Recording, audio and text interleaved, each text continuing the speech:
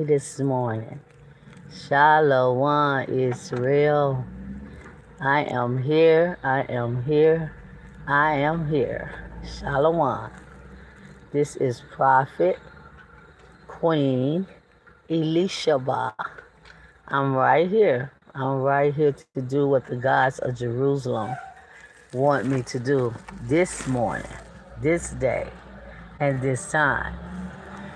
I am here. I am here, Israel. I am here, Israel. I am here, Israel. I am here to obey my Father. I am here, Israel. I am here, Israel. I am here, Israel. I am here to obey my Father. I am here to obey my father and my mother of the Hebrew kingdom, the gods of Jerusalem. I'm here this morning. It is the it is the third day of the week. It is the third day of the week, so-called Tuesday. I am here. I am here to do what the gods of Jerusalem need me to do, the mother and the father of the Hebrew kingdom and the Hebrew nation. I'm right here, Hebrews. I am right here. And where are you? And where are you? This is the God of Israel, 12 tribes, Hebrew Knowledge School. We are right here. I'm right here. The Queen is here this morning. The prophet is here this morning.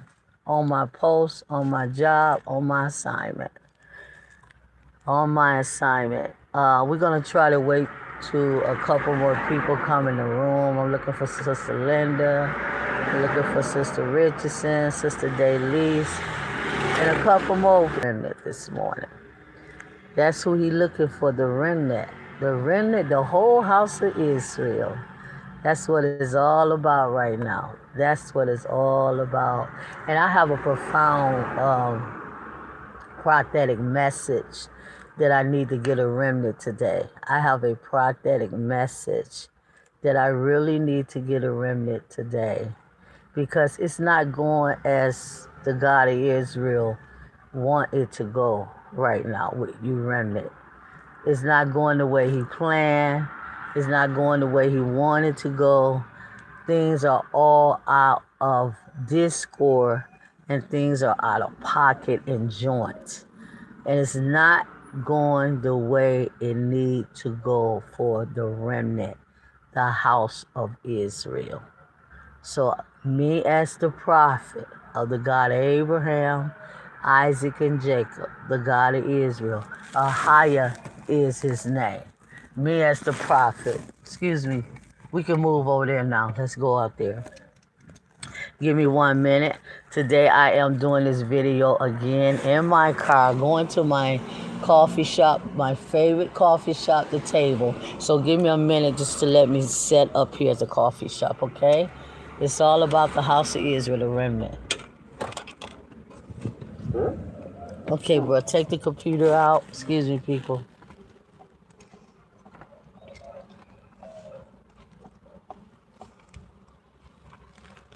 Give us a minute to get set up here. I have a message today, a prophetic message. It's all about the prophetic, people, moving forward. It's all about the prophetic. And if you sitting up under any leader, any elder, any bishop, anybody, and they not giving you the prophetic and they not speaking to you prophetically what the gods of Jerusalem want you to know, then you sitting up under the wrong people and you're doing the wrong thing. I guarantee you that 100.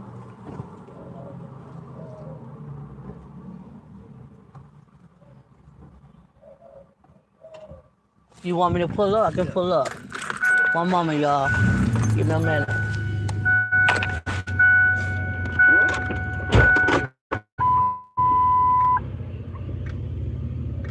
I can pull back. I'm gonna pull back. Yeah.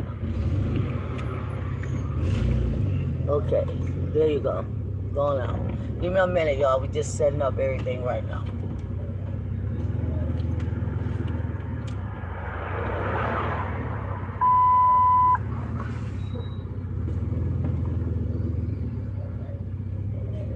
And get my Bible here.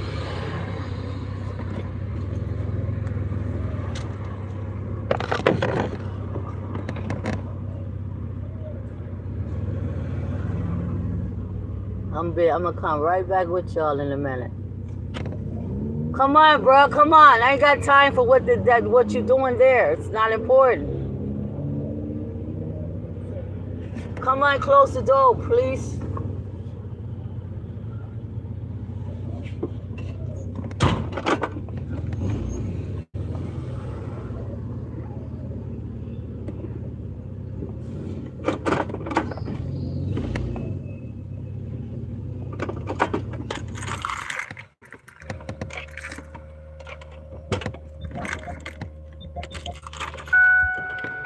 I am at my favorite coffee shop this morning. Again, we're going to be doing this video outside again today. Outside again today, okay? We'll be right here outside again today. Bro, you got plenty room. Go around, man. Outside again today.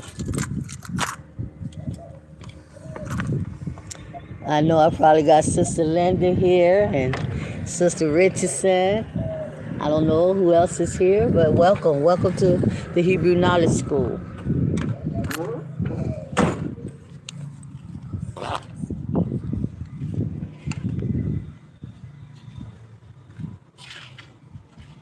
I'm Prophet Elisha.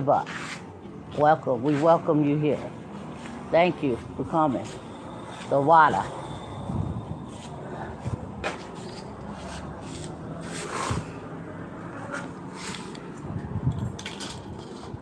So we're sitting right here now. And we are ready to go into our assignment. This is the second week of our assignment. Could you pull the table over, brother? Pull it over the table, please.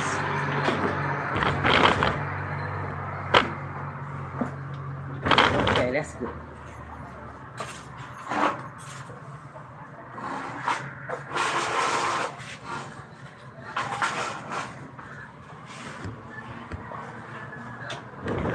This is the second week of our assignment for the Remnant. This is our second assignment, second week of the assignment. And that's what I want to talk to y'all about today. I want to talk to y'all about the assignment for the house of Israel, the Remnant. We're going to talk about that, and then we're going to go straight into our assignment, which is reading the first 5 books of Moses. That's our assignment moving forward as the Remnant, the house of Israel. We're going to go right into that once I speak to y'all prophetically what the God of Israel is saying to me, him and the mother of Jerusalem.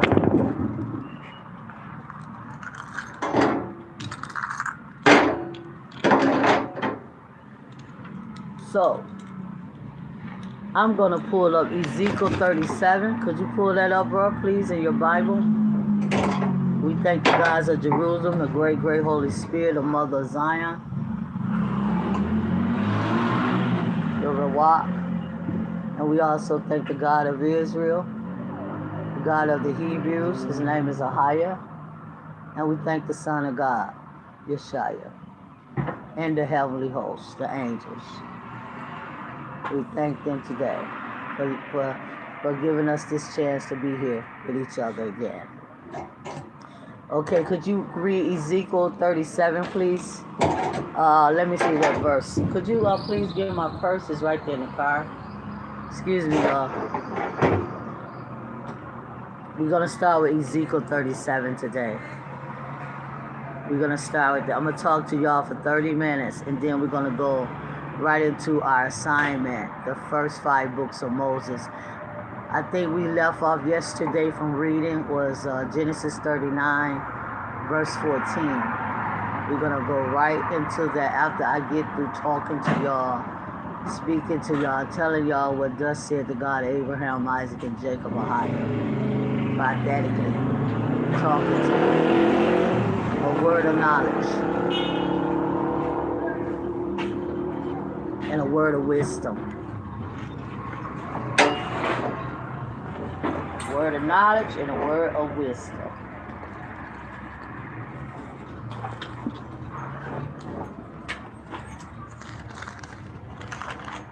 It's Ezekiel 37. Let me pick it up here myself. Ezekiel 37.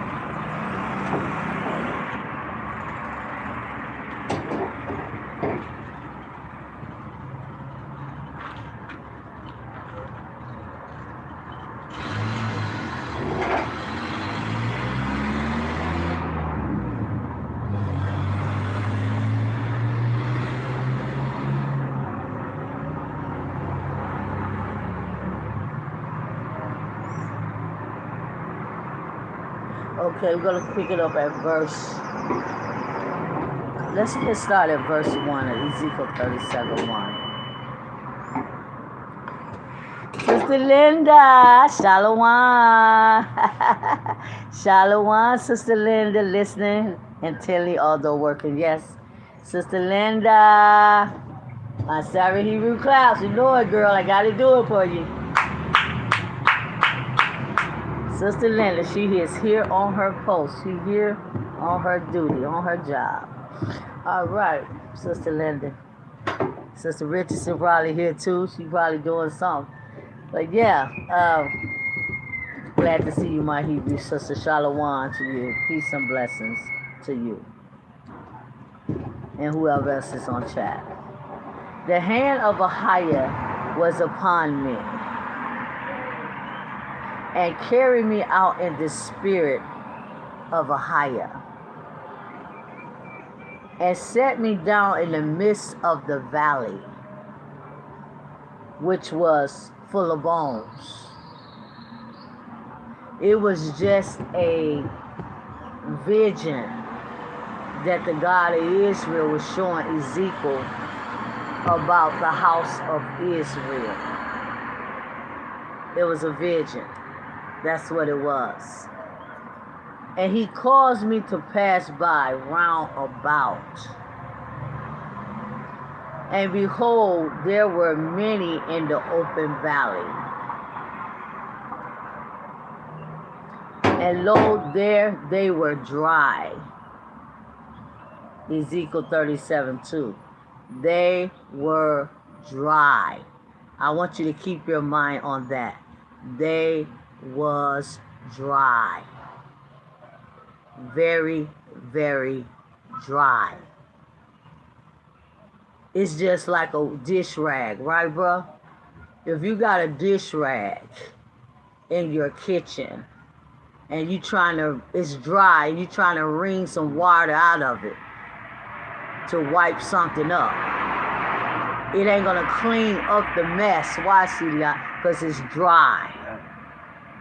You have to put some water on it to actually get the mess up off the counter or the table. So the house of Israel is very, very dry at this time. At this moment, they very dry. They don't have no water in their body. They don't have no anointing in their body.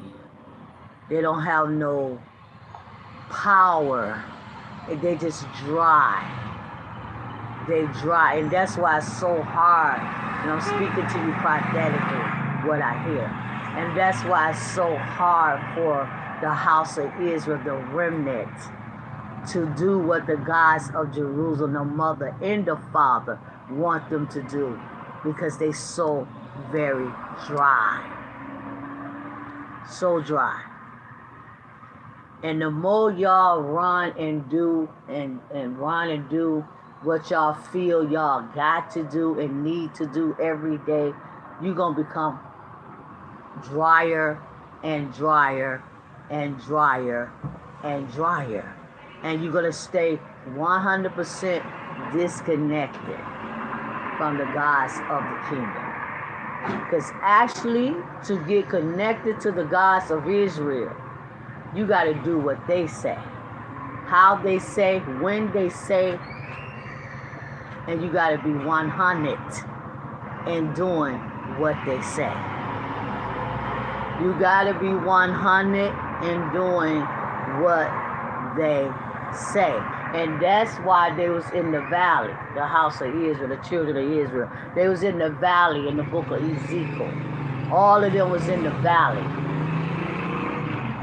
But they was all dry and dead and laying around in the valley with no life in them. I'm not here to speak to lifeless people, y'all. I'm speaking to y'all what I have to say as the prophet of the God of Israel today. I am not here as the prophet of the God of Israel people, the remnant. I'm not here to speak to dry, dead people. And if I do speak to dry, dead people, you got to live. You got to live. Okay? Because right here it says Ezekiel 37. Verse 2, and caused me to pass by them round about, and behold, excuse me, bro, turn around this way. Don't face the traffic. Face me. And caused me to pass by them round about, and behold, there was many in the open valley, and lo, they were very dry. I want to look up this word, very dry. Because that's exactly where the house of Israel is right now, the remnant. You guys are very, very dry. Okay? Very dry. So let me look up the word dry. Or should I say very dry? That's what the Bible says, right? They was very dry, right? Very dry. Let's look that up in the Hebrew. Okay? Let's look that up. Thank you for hitting the like button. Sister Linda, Sister Richardson probably. I'm just guessing. It could be somebody else. Very dry. Hebrew.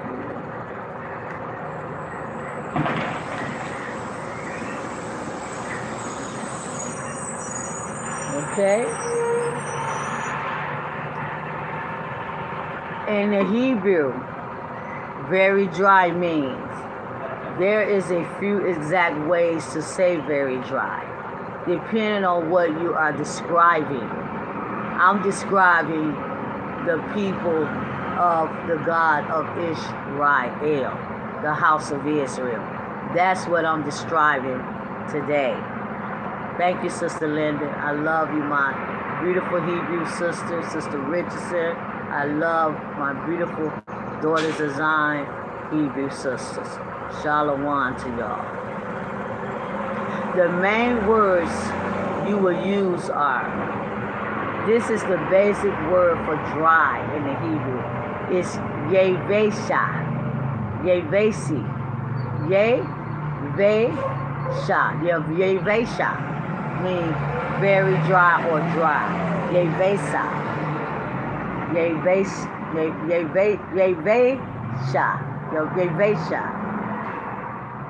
It is used for an object like dry wood or a dry leaf. Now that's a wood and a leaf. That's not what I'm describing here to you this morning. Yabashaya. Yabashai, Yabashaha is translated to dry land or dry ground. Dry ground. To say something is very dry is Yevesha Mayot. Mayot. So that's the one we're going to use. Yevesha Mayot. Mayot. Mayot. Yevesha. We're going to use that. Yevesha. Yevesha. When it's just plain dry. When it says Yevesha, when it's completely without a single drop of water. It feels like paper. It is Yevesha Ma'ah. When it is completely without a single drop of water, it feels like paper. It is Yevesha Mi'ad. Okay? That's what Ezekiel is describing right here in the Hebrew. Yevesha Mi'ad. Very dry. Very dry.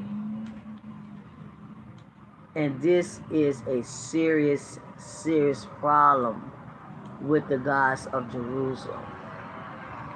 It's a very serious problem.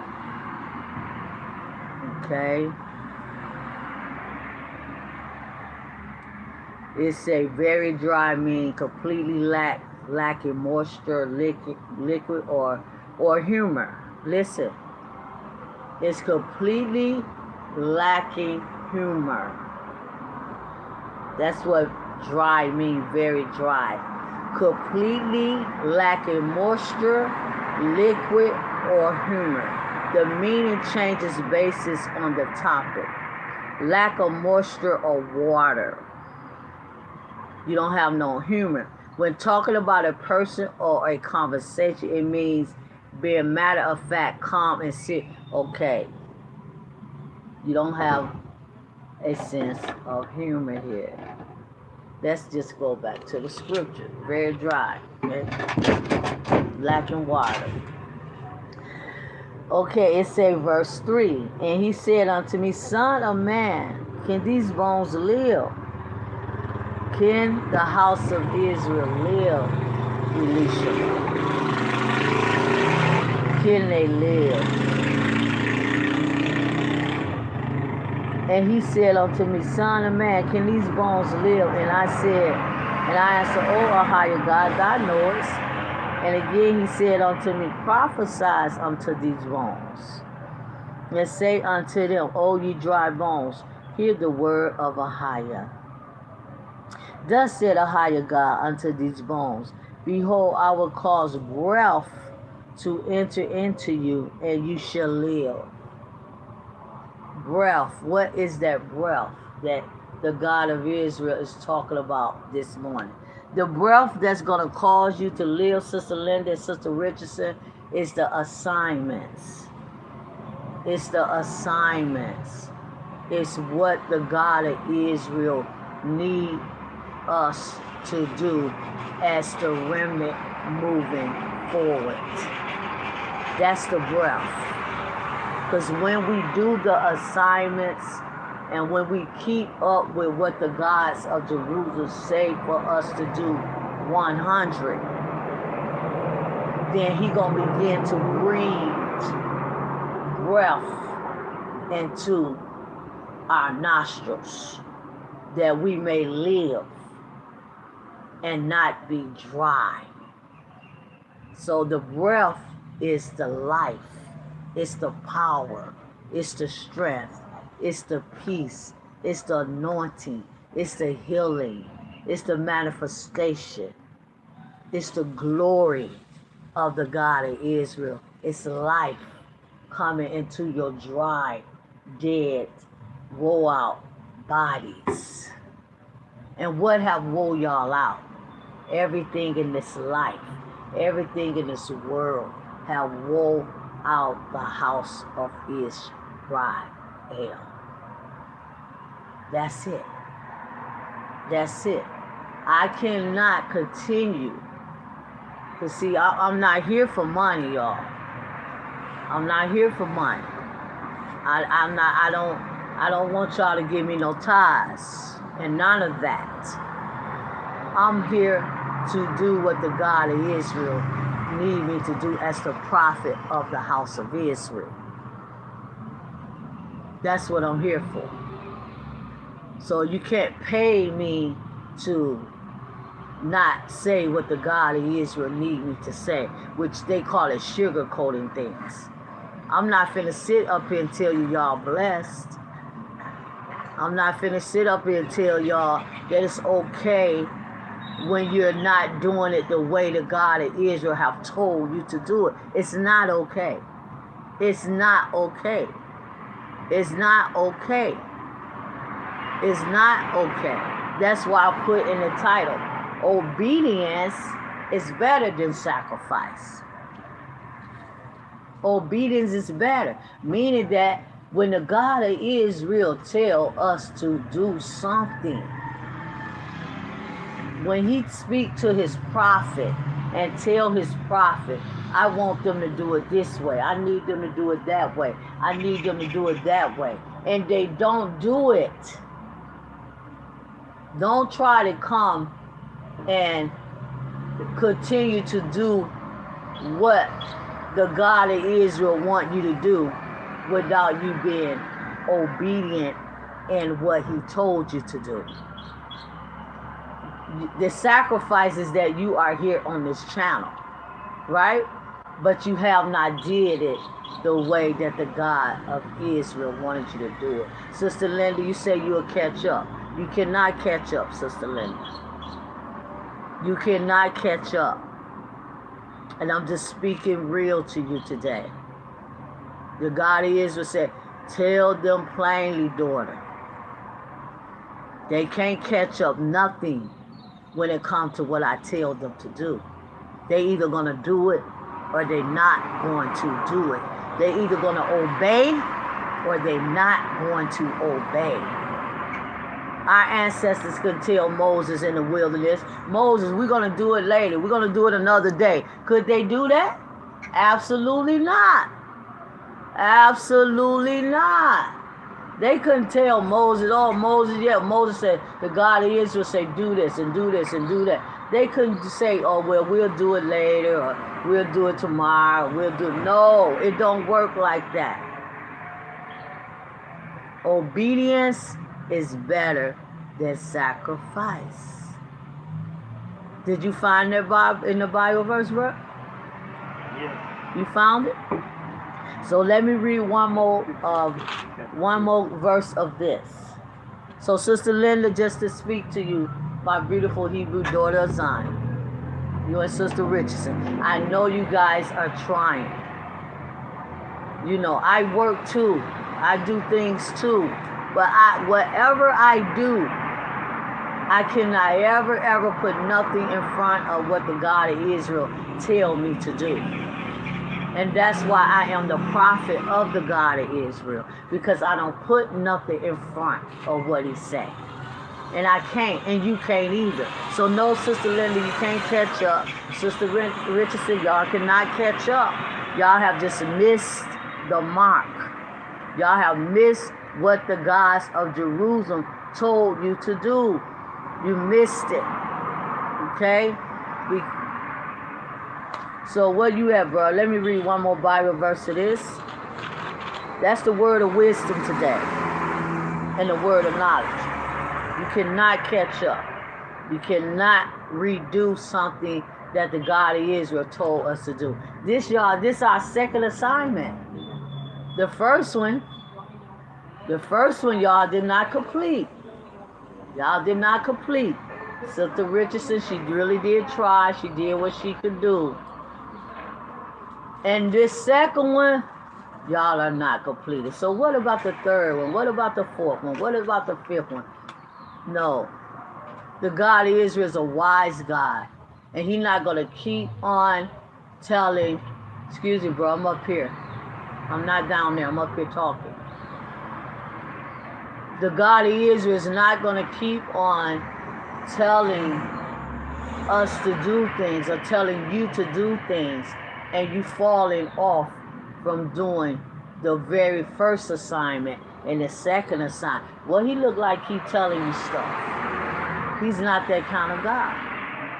You're not doing what he wants you to do. So why should he give you the third assignment? No. No. See, and that's what's going to keep you dry. And that's what's going to keep you in the open valley in the field with all the rest of the house of Israel. Dead and wore out. With no life, with no God, with no nothing.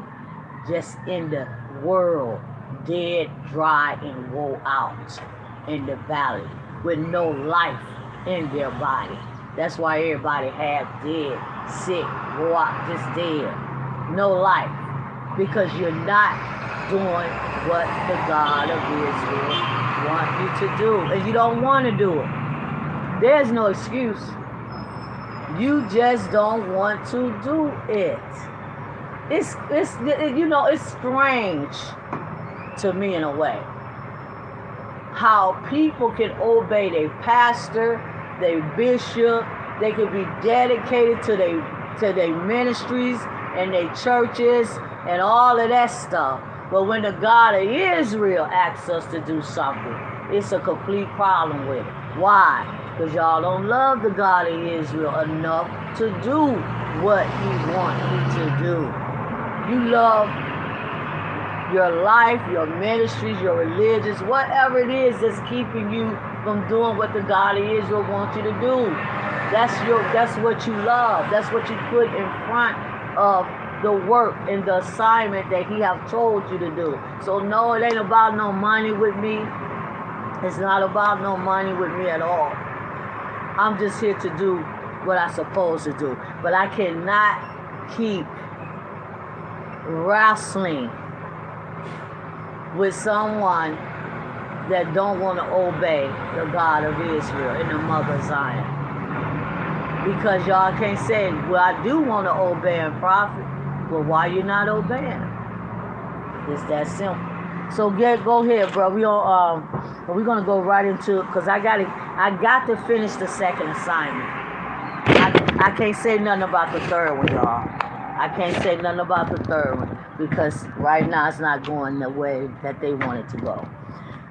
So Ezekiel 37 and verse 5. Thus said a higher God unto these bones, behold, I will cause breath to enter into you, and you shall live. Go ahead. Where you at, bro? What you have? You mean First Samuel?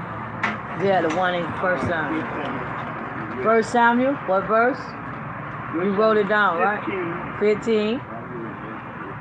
First Samuel 15 verses 1 to 3. First Samuel 15, verse 1 to 3. Read it. That's about Malachi. Yes. Go ahead. First Samuel chapter 15, verse 1. Samuel also said unto Saul, the higher sent me. I'm going to get it myself, bro. I can't hear you. Nobody can hear you. First Samuel what?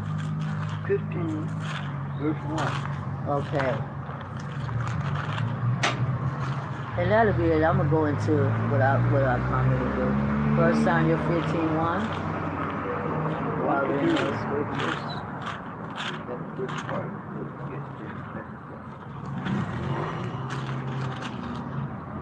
First Samuel 15, 1. First Samuel 15, 1. 1 to 3. Samuel also said unto Saul, Ahiah sent me to anoint thee to be king over his people, over Israel.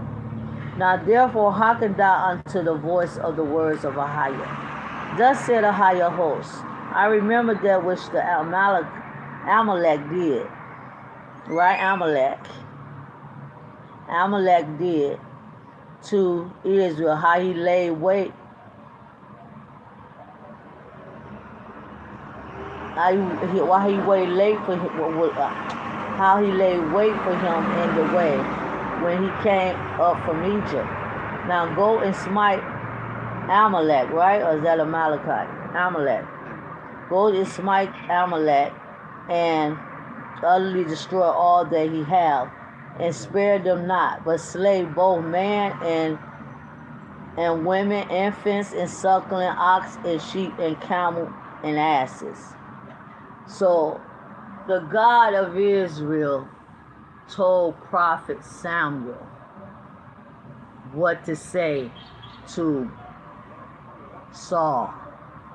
Go and kill all of these people, the Amalekites, right? Take them out, babies, little children, men and women.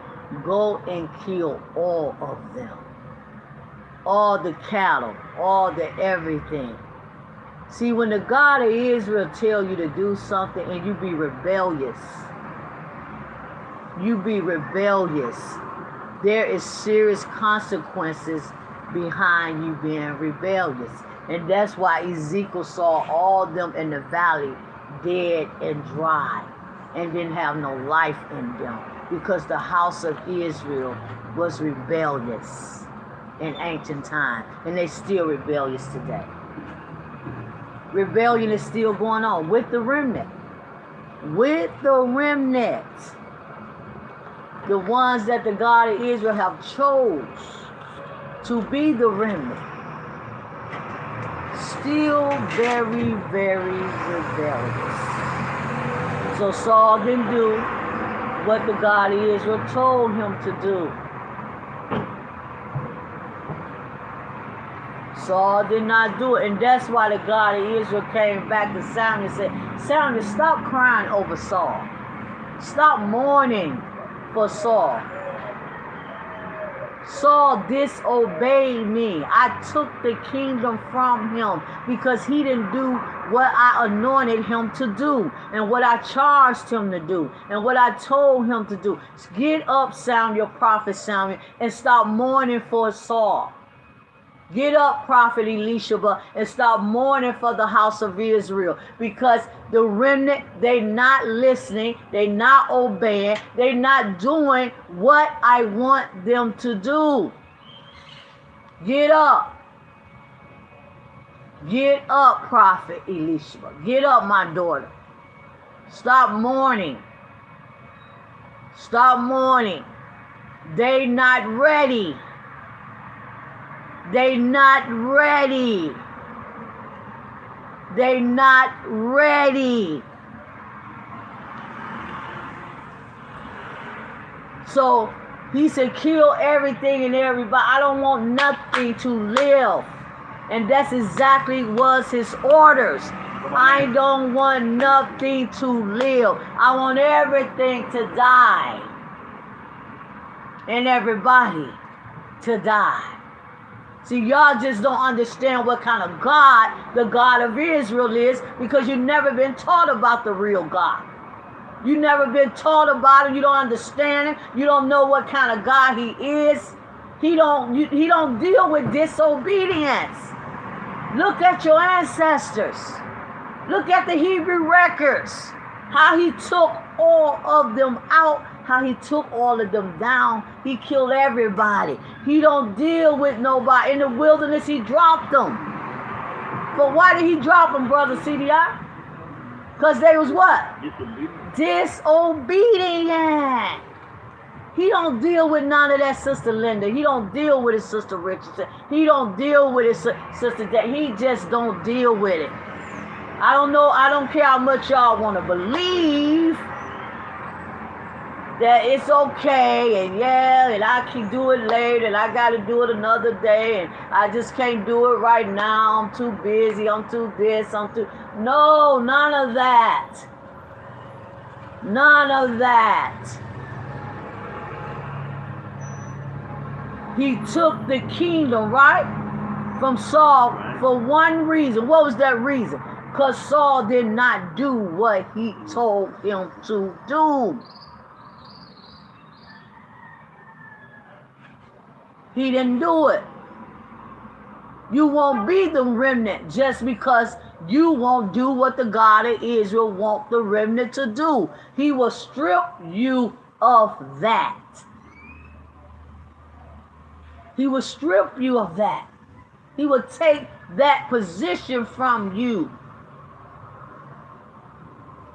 So right here, read Micah 6 verse 2, and we're going to go into our reading right now. So obedience. Let me look up the word obedience, and let me look up the word sacrifice.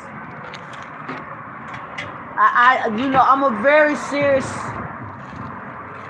person when it comes to my charge and my assignment and what I'm supposed to be doing. And I just don't got time to play with people. I don't got time to play Israel. I just don't have time for that. I could be doing something else. I can be doing so many other things. I'm trying to help y'all. I'm trying to help y'all to understand the gods of Israel. I'm trying to help y'all to connect to the gods of Israel. I'm trying to help y'all to get what it is that you was born in this earth to have. I'm trying to help y'all to see, to understand, to know. I'm trying to help y'all, but I can only help y'all if y'all want to help yourself. And the way you're going to help yourself is obeying everything that the gods of Jerusalem tell you to do. Exactly.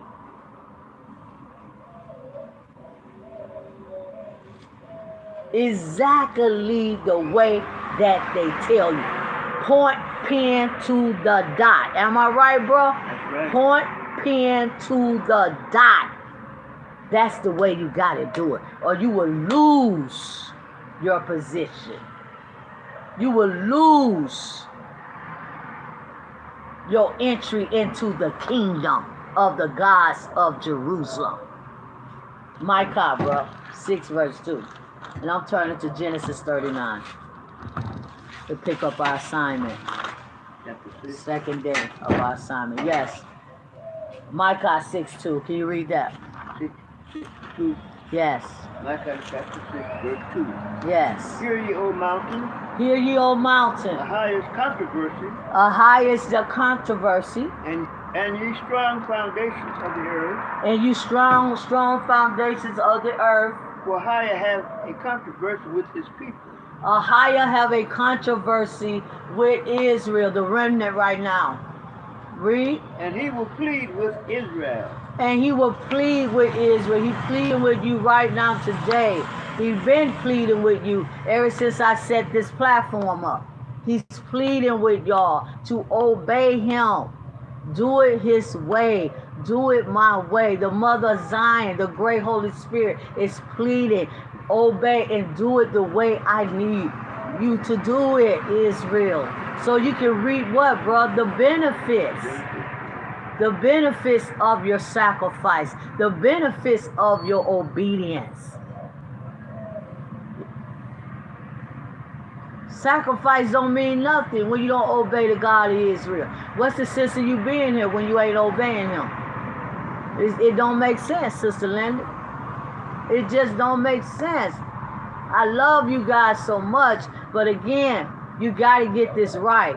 You got to get this right. If you got to get this right.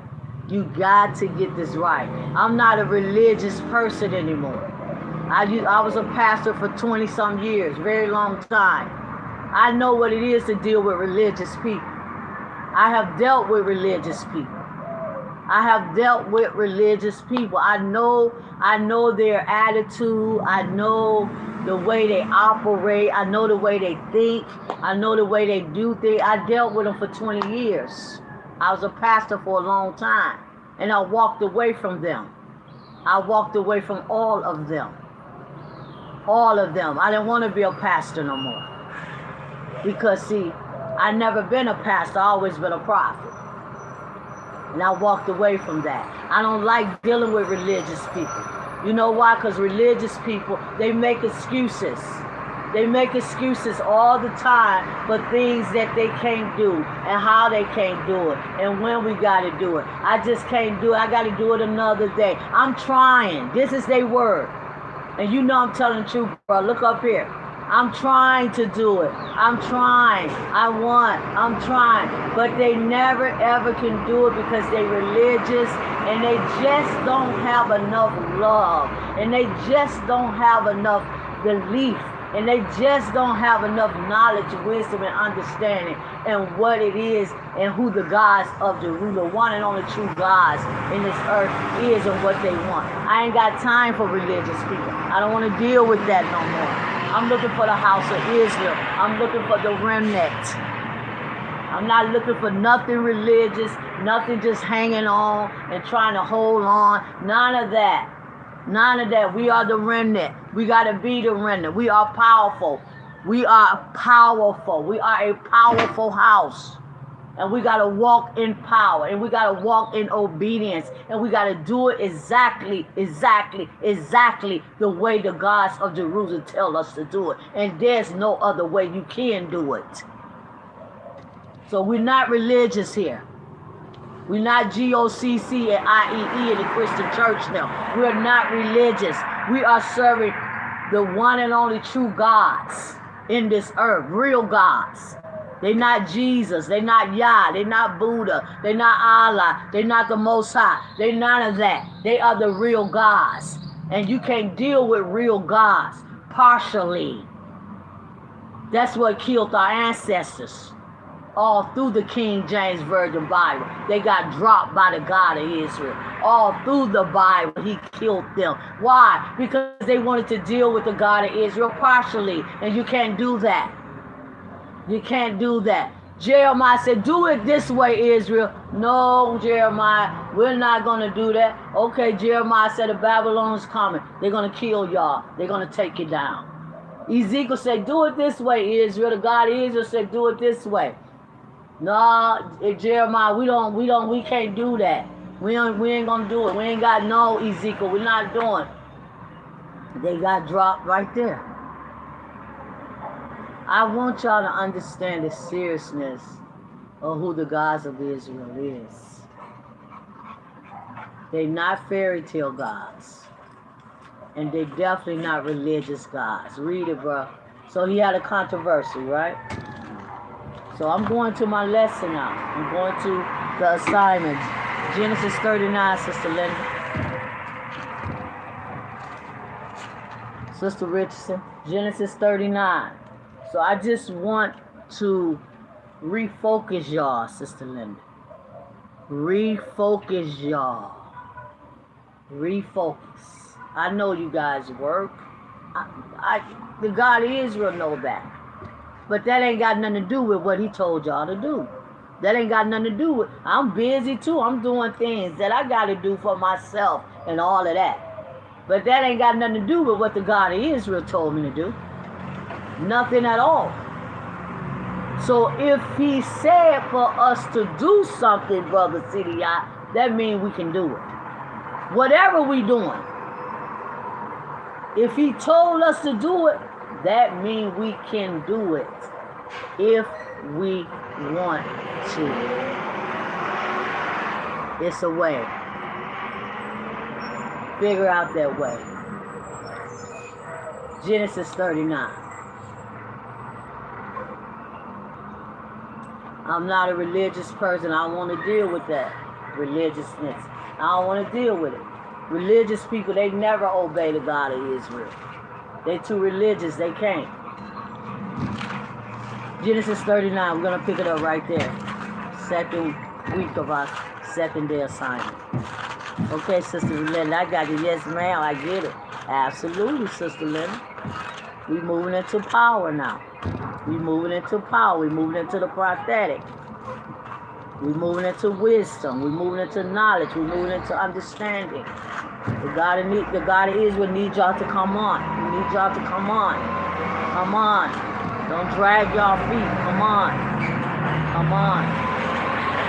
Show the gods of Jerusalem that y'all love him. Show them that y'all love them. Show them that y'all love them. Show the gods of Israel that y'all love them by obeying them. Genesis 39, verse 1. Okay? Verse 14 we left off.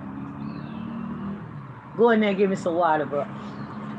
We're going to pick it up, y'all, lesson. I was right here talking to y'all for 50 minutes.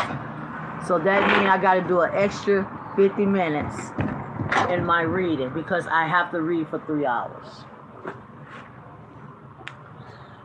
Genesis 39, verse 14. That she called upon the men of her house. Talking about Joseph and Potiphar's wife. That she called unto the men of her house, and spake unto them, saying, See, he have brought in the Hebrew unto us to mock us. He came in unto me to lie with me, and I cried with a loud voice.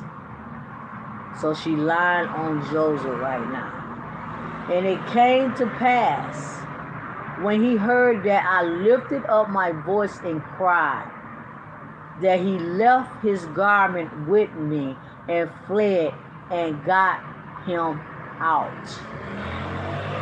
And she laid up his garment by her until his Lord came home. So she done got Joseph's garment and all that and trying to act like he raped her. And she spake unto him according to these words, saying, The Hebrew servant. See, we Hebrews. We've never been Gentiles. The Hebrew servants which thou hast brought unto us came in unto me to mock me, the Hebrew servant. And it came to pass, as I lifted up my voice and cried, that he left his garment with me and fled out. And it came to pass, when his master heard the words of his wife, which she spake unto him, saying, After this manner did thy servant to me, that his wrath was kindled. Verse 20 of Genesis 39. And Joseph's master took him and put him into the prison, a place where the king's prisoners were bound, and he was there in the prison. But Ahiah was with Joseph, and showed him mercy, and gave him favor in the sight of the keeper of the prison. And the keeper of the prison committed to Joseph's hand all the prisoners that were in the prison. And whatsoever they did, there he was the doer of it. The keeper of the prison looked not to anything that was under his hand, because Ahiah was with him. And that which he did, and Ahiah made it to prosper. Ahiah was with Joseph. He always been with Joseph ever since he was a child. Ahiah have always been with Elisha ever since I've been a child. Joseph was born a prophet, just like I was born a prophet. A very special man and little boy. See dreams, he see visions. I always could do that. I always still do it today. So the God of Israel was with Joseph. And that's why I ain't got no time to be around people that ain't ready to do what the God of Israel wants them to do. Just get away from me. Stay out of my path. Stay out of my, please, because I don't got time for that no more. This is a very serious moment, Hebrews. See, a prophet cannot be around people that don't want to obey and do what the God of Israel wants them to do. They cannot be in the presence of people like that. It irritates them. It frustrates them. That's why Jeremiah cried so much, because Israel was just so very wicked and evil. And he just could not stand being in their presence. And I'm the same way. I just cannot be around a religious person. that pretend to be something that they are not. Genesis chapter 40. And I'm not going to be around no religious people, because that's not my job to be around them. And it came to pass after these things that the butler of the king of Egypt and his baker had offended their lord and the king of Egypt. And Pharaoh was wroth against two of his officers, against the chief of the butlers and against the chief of the bakers. And he put them in ward in the house of the captain of the guard into the prison, the place where Joseph was bound, because of what the woman, the Potiphar wife, right? She lied on Joseph. So Potiphar put him in prison, right? All because of a lie, something that he did not do. And they bound Joseph, verse 4. And the captain of the guard charged Joseph with them, and he served them, and they continued a season in ward. And they dreamed a dream, both of them. Both of them.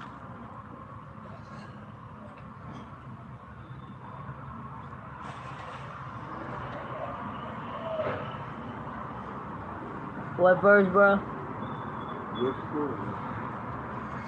Of Genesis 40, right? 40, yeah. Okay, verse 4.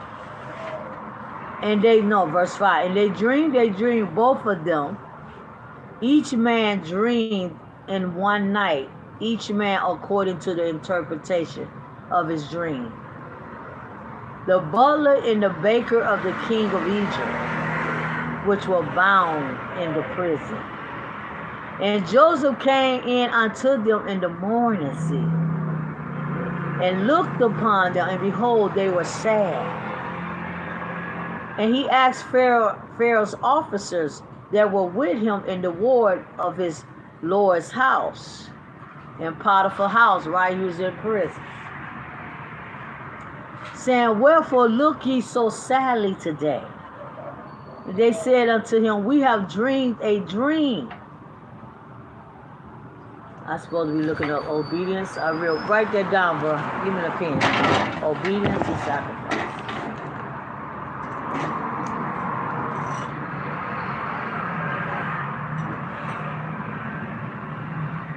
Look it up again. Keep bringing it forth. Okay? We don't know verse 15.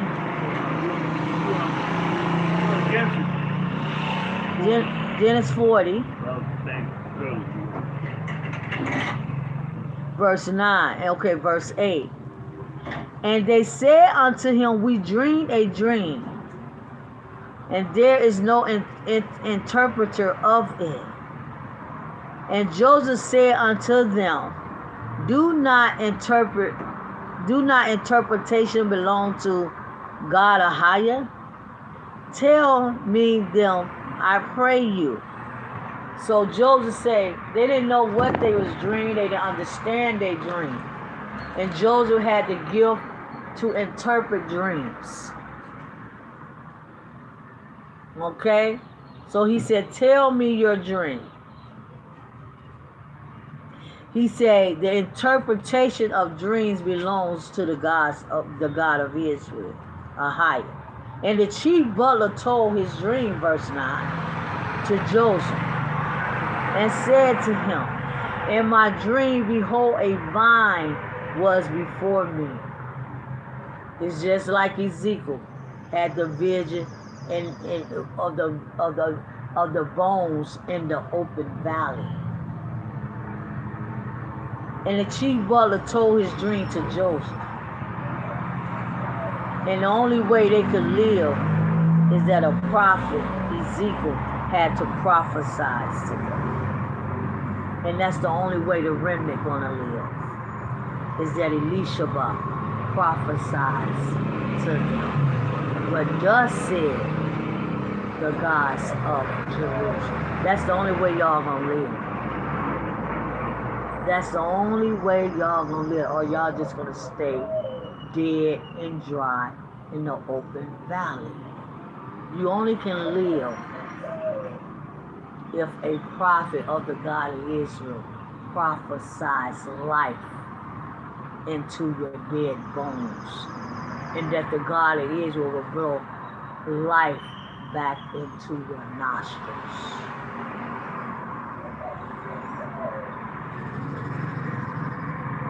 And he said, behold, a vine was before him, and in the vine were 3 branches, and it was as though it budded, and her blossoms shoot forth, and the clusters thereof brought forth ripe grapes. Hold on, y'all, one moment.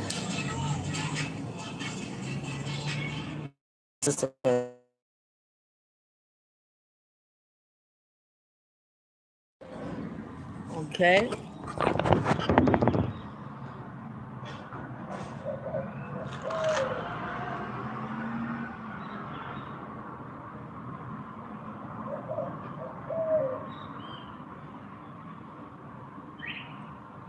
Verse 11, right? And Pharaoh's cup was in my hand, and I took the grapes and pressed them into Pharaoh's cup, and I gave the cup into Pharaoh's hand. And Joseph said unto him, this is the interpretation of it. The 3 branches are 3 days. The 3 branches are 3 days. I told y'all, 3. Number 3 is very, very important with the gods of Jerusalem, the Mother and the Father and the Son. Number 3, 3 branches, 3 days. That's what that meant. 3 branches meant 3 days.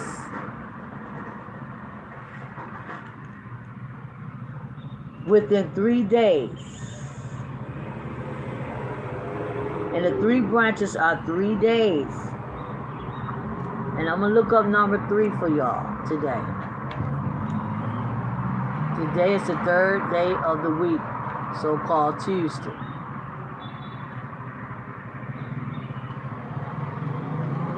It's a very sacred day. Okay? Verse 13, yet within 3 days Joseph began to interpret his dream. Very powerful prophet. See, the Christian church ain't never looked at Joseph as a prophet. GOCC, IEE, now, they never looked at Joseph as a prophet. Am I telling the truth, Sister Linda? Yes, I am. That's what he is. Anytime you can interpret dreams and tell dreams and prophesize and speak prophetically to people, you are a prophet. You have the gift of a prophet.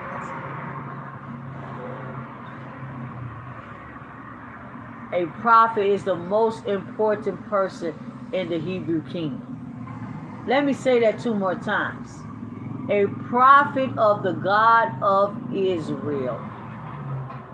The gods of Israel is the most important person in the Hebrew kingdom. If y'all ain't got no prophet in y'all life that the God of Israel have raised up that's talking about the God of the Hebrews, y'all ain't got that in y'all life, y'all don't have nothing. You don't. A prophet is the only one to speak life into your dead soul, in your dead body, in your dead mind. Only a prophet, hold your face up, can only speak life into you, Israel. And no one else can do that. That's why you got to have a prophet of the gods of Jerusalem.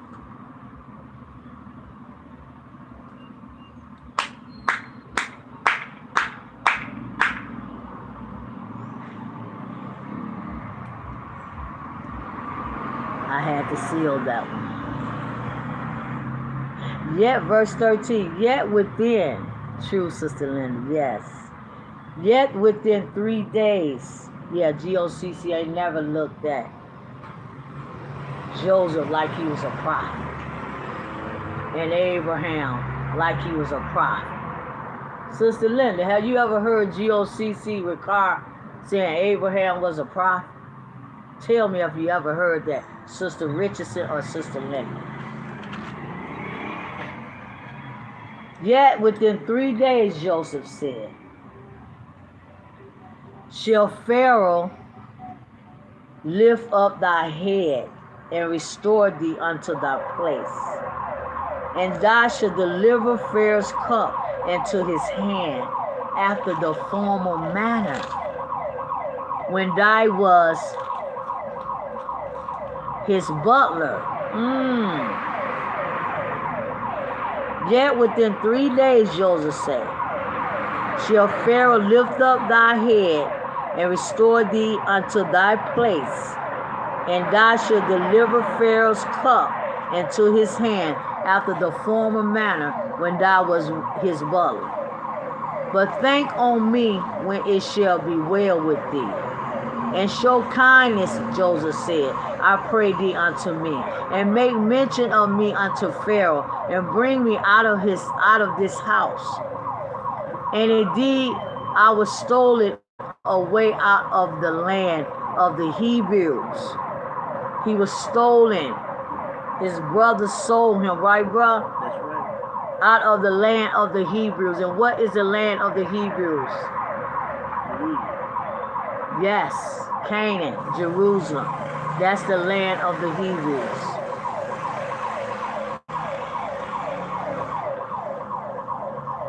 Ain't nobody talking about Hebrews. Bruh, the Christian church ain't talking about Hebrews. And Hebrews is all through the Bible. The Muslim church is not talking about Hebrews.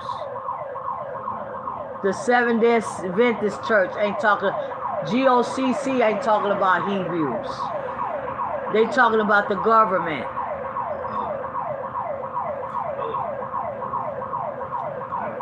That's all they talking about. Who is going to talk about the Hebrews and the Hebrew gods? Who? A real prophet of the God of Israel. That's who going to talk about a Hebrew. A religious person would never talk about the God of Israel. This brother right here, he never speak about the God of Israel. Nobody I know talk to me about the God of Israel. Nobody I know, nobody I see, nobody say nothing about the one and only true God. What a shame that is. But he said, I was stolen out of my land. And here also I have done nothing that they should put me in this dungeon. When the chief baker saw, see, Joseph was very powerful. And his gifts, Sister Linda, always made room for him. Wherever he went, the God of Israel used him. His gifts is what got him to the position in Egypt to be so great. Him using his gifts and understanding his gifts and understanding how to use his gift. What gift do you have, bro? What gift do you have, Sister Linda? What gift do you have, Sister Richardson? What is your gifts? Because your gift is what make you powerful. Your gift is what give you favor. Your gifts is what elevate you in the sight of man. That's what elevated Joseph, his gifts.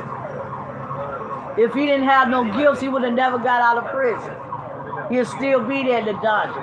But because he interpreted the dream and gave the butler a prophetic word of knowledge what was going to happen, how he was going to put the cup of Pharaoh back in his hands in 3 days. That was a word of knowledge in the prophetic. See, your gifts is what y'all got to understand. Y'all don't even know y'all purpose. Y'all don't know your gifts. Y'all don't know what y'all supposed to be doing because you've been so tied up into somebody that the God of Israel never put over y'all. Somebody that the God of Israel never told you to sit up under. You've been so tied up into religion that you just don't understand who you are and what the God of Israel want to do and how he want to use you in your life. But Joseph understood that. It says right here, verse 16, Sister Linda. Verse 16, Genesis 40. Gifts is 1 Corinthians 12. Nobody is teaching y'all understanding about your life and who you are and what's inside of you. That's what's important.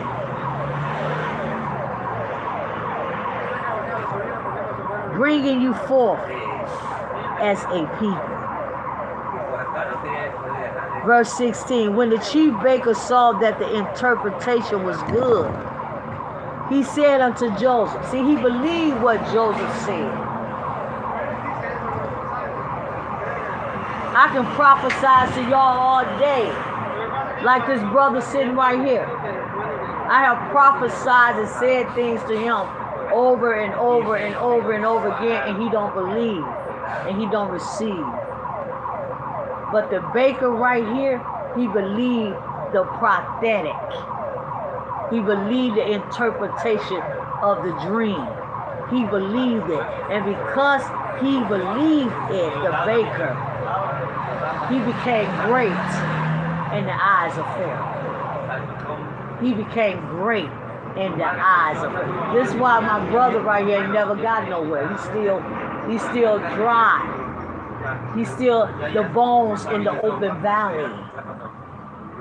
That's why the house of Israel is y'all, because y'all won't believe a prophet. You won't believe the prophetic. You won't believe a prophet. You won't believe the God of Israel. Prophet.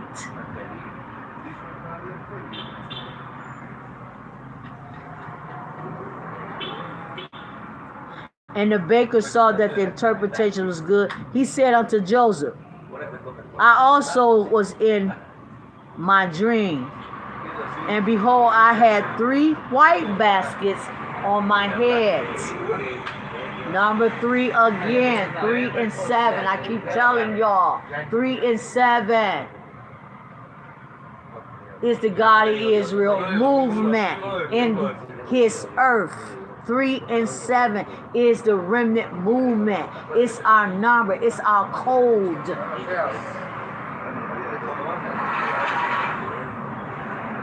Sister Linda say, true, and I can't recall if he did. No, he never did say it because he religious. And he don't know who the God of Israel is. He know of the God of Israel. He don't know him. He never, Elder Ricard, he never said nothing about Joseph being a prophet and Abraham being a prophet. You hear me, bro? He don't believe in prophets. So, of course, he ain't gonna never say that. He don't have that understanding. He don't have that knowledge and that wisdom that only come from the gods of Israel. So the baker said, I had 3 baskets on my head, Joseph. And in the othermost basket there was all manner of baked meats for Pharaoh. And the birds did eat them out of the basket upon my head. And Joseph answered and said, this is the interpretation thereof. My God, he was so powerful. Woo! Joseph was so very powerful. This is the interpretation of the three baskets are the 3 days. He said the 3 baskets are 3 days. Yet within 3 days shall Pharaoh lift up thy head from off thee, and shall hang thee on a tree. Wow. Look at the interpretation that Joseph had to give to the baker. So what was he saying, bro? That Pharaoh was going to do what to the baker? Kill the baker. Kill the baker. See, this is the kind of interpretation. This is the kind of prophetic messages that the God of Israel give. When he ready to kill somebody, I got to prophesy to that person, say, you're going to die. You're going to die today. You're going to die tomorrow. You're going to die here. You're going to die there. That's the kind of God he is. So he told the baker that Pharaoh is going to hang you by the what? By your head. That's why you saw the 3 baskets on your head, and you saw the birds eating out of the basket that was on your head. And look what the baker said. Verse 17. And in the othermost baskets there was all manners of baked meat for Pharaoh, and the birds did eat them out of the basket upon my head. And Joseph answered and said, this is the interpretation thereof. The 3 baskets are 3 days. And within 3 days shall Pharaoh lift up thy head from off thee, and shall hang thee on a tree, and the birds shall eat the flesh from off thee. So the birds eating the meat out of the basket mean that the bird was going to eat the baker's head hanging on the tree. So prophecy, like the Christian church, they prophesize lies. They prophesize lies. They always talking about God. They don't even know what God they talk. They know that he's Baal. That's what they call him, Baal, Jehovah. They're always saying he's going to do this good. He's going to do that good. He's going to bless you with this. He's going to give you with this, right? But that's not real prophecy. That's not real prophecy. Real prophecy is what Joseph just told the baker. The interpretation of his dream. Yet within 3 days, he said. Let's go to verse 20. And it came to pass the 3rd day, which was Pharaoh's birthday. There'll go birthday in the Bible. That he made a feast unto all his servants. And he lifted up the head of the chief butler and of the chief baker among his servants. And he restored the chief butler unto his bakership again, and he gave the cup into Pharaoh's hand, like Joseph prophesied. He was going to put the cup back in Pharaoh's hand in 3 days. But he hung the chief baker, as Joseph had interpreted to them. Yet did not the chief butler remember Joseph, but forgot him. So it was the what? It was the butler and the baker, right? That Joseph was speaking to when he was in the dungeon.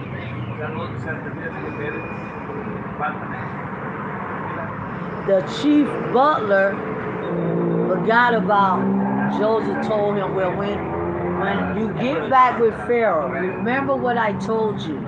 And he forgot about what Joseph said. He didn't even mention it. So what I am showing y'all here today is the prophetic.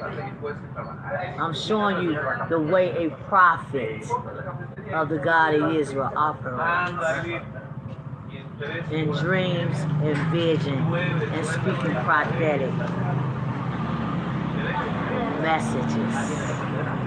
So Genesis 41.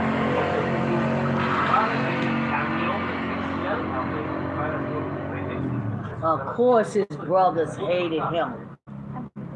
Thank you so much, my love. Of course his brothers hated him.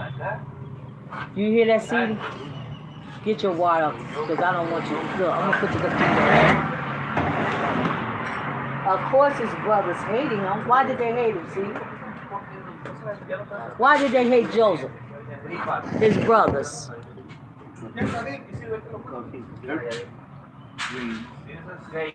Because what? He interpreted dreams concerning him. They hated his office. They hated his charge. They hated his prophetic gift that he had to prophesy. That's what they hated. See, religious people gonna always hate a real prophet. Always. And that's why I walked away from being a pastor. Because I was a prophet. And them religious people up in my church, they could not handle what I was saying to them. Because they was too religious. And they was too deceived. And they was too asleep. And they was too dead. And they was too fearful. And they was too blind. And they was too wore out. And they was too nothing. And that's what was wrong with Joseph's brothers. They was religious.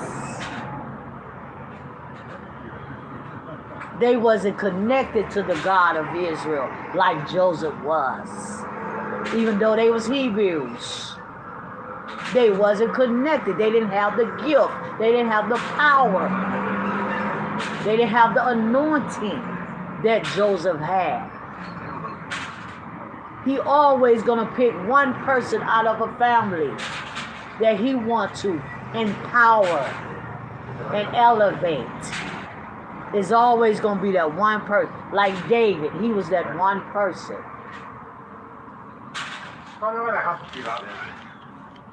Like Saul, he was that one person in his family.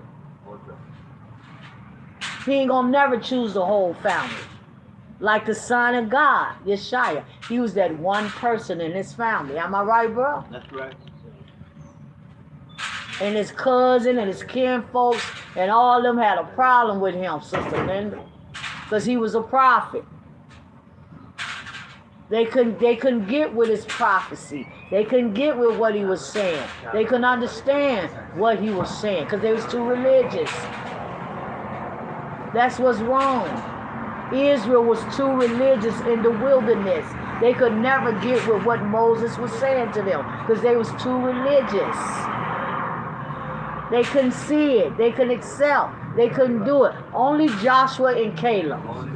Why? Because Joshua and Caleb was a prophet. Especially Joshua. He was a prophet. Caleb was just the helper of the prophet. Joshua was the prophet. See, a prophet gonna always understand a prophet. A real prophet will always understand a real prophet. Genesis 40. What verse? 40. Genesis 41. And it came to pass at the end of the 2 years that Pharaoh dreamed, and behold, he stood by the river. Joseph explained Pharaoh's dreams. And behold, there came up out of the river 7 well-favored kine,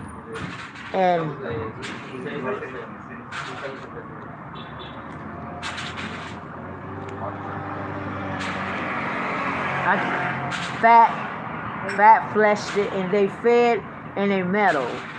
Verse 3, and behold, 7 other kind came up after them out of the river, ill-favored and lean-fleshed, and stood by the other kind upon the brink of the river.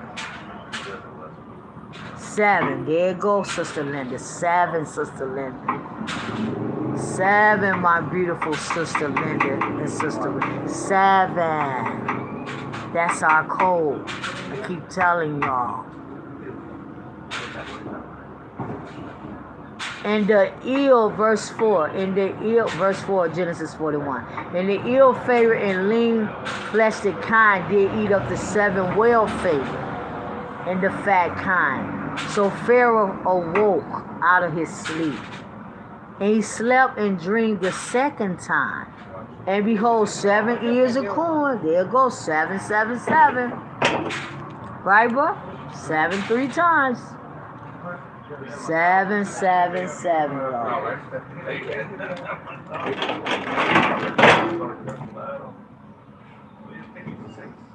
It's the power of number 7.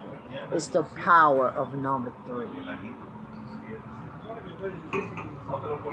Ooh, God is you. I feel that this morning.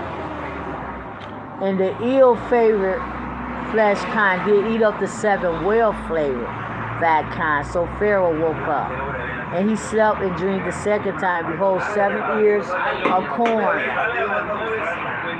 7 ears of corn came up upon one stalk, ranked and good. And behold, 7 thin ears. There goes 7. And blast with the east wind sprung up after them. And the 7 thin ears devoured the 7 ranks and full ears. And Pharaoh awoke, and behold, it was a dream. And it came to pass in the morning that his spirit was troubled. And he sent and called for all the musicians of Egypt and all the wise men thereof. And Pharaoh told them his dream. But there was none that could interpret them unto Pharaoh. He had all these musicians, all these sorcerers, all these witches, all these warlocks, all these tarot reading card people, all these psychic people. He had all that around him. And none of them could interpret the dream that Pharaoh had. Why is that, Sister Linda? I'm going to tell you why. Because when the God of Israel, Ahia, or the mother of Jerusalem, the great Holy Spirit, when they give you a dream or a vision, woo, thank you, God Israel. I feel this today. The only person can interpret that is a real prophet. Woo! Glory to the God of Israel. Let me say it again. The only person can interpret a dream that comes from the God of Israel or the gods of Jerusalem is a real prophet. They the only one. So he had to get in touch with Joseph. Because Joseph was a real prophet. He had tarot cards readers. He had psychics. He had all kind of witches and warlocks and musicians up around him. But none of them could interpret the dream that the God of Israel gave Pharaoh. Now, if Satan would have gave him the dream, yes, they could have interpreted that, Sister Linda. But because Satan did not give Pharaoh the dream, that sorcerers and the witches and the warlocks and the tarot card readers, they could not interpret the dream at all. And that's exactly how that works. Anytime the God of Israel give you a dream, you're going to need a real prophet to give you the interpretation of that dream. If that prophet have the gift of interpretation of dreams.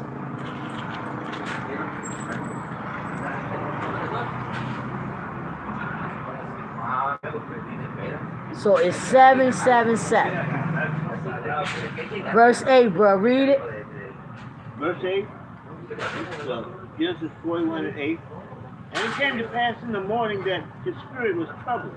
And he sent and called for all the musicians of Egypt, all the wise men thereof. And Pharaoh told them the dream. And there was none that could interpret them unto Pharaoh. He went to call all his musicians, all his psychic readers, all his warlocks, all his sorcerers, all his musicians, all his tarot card readers.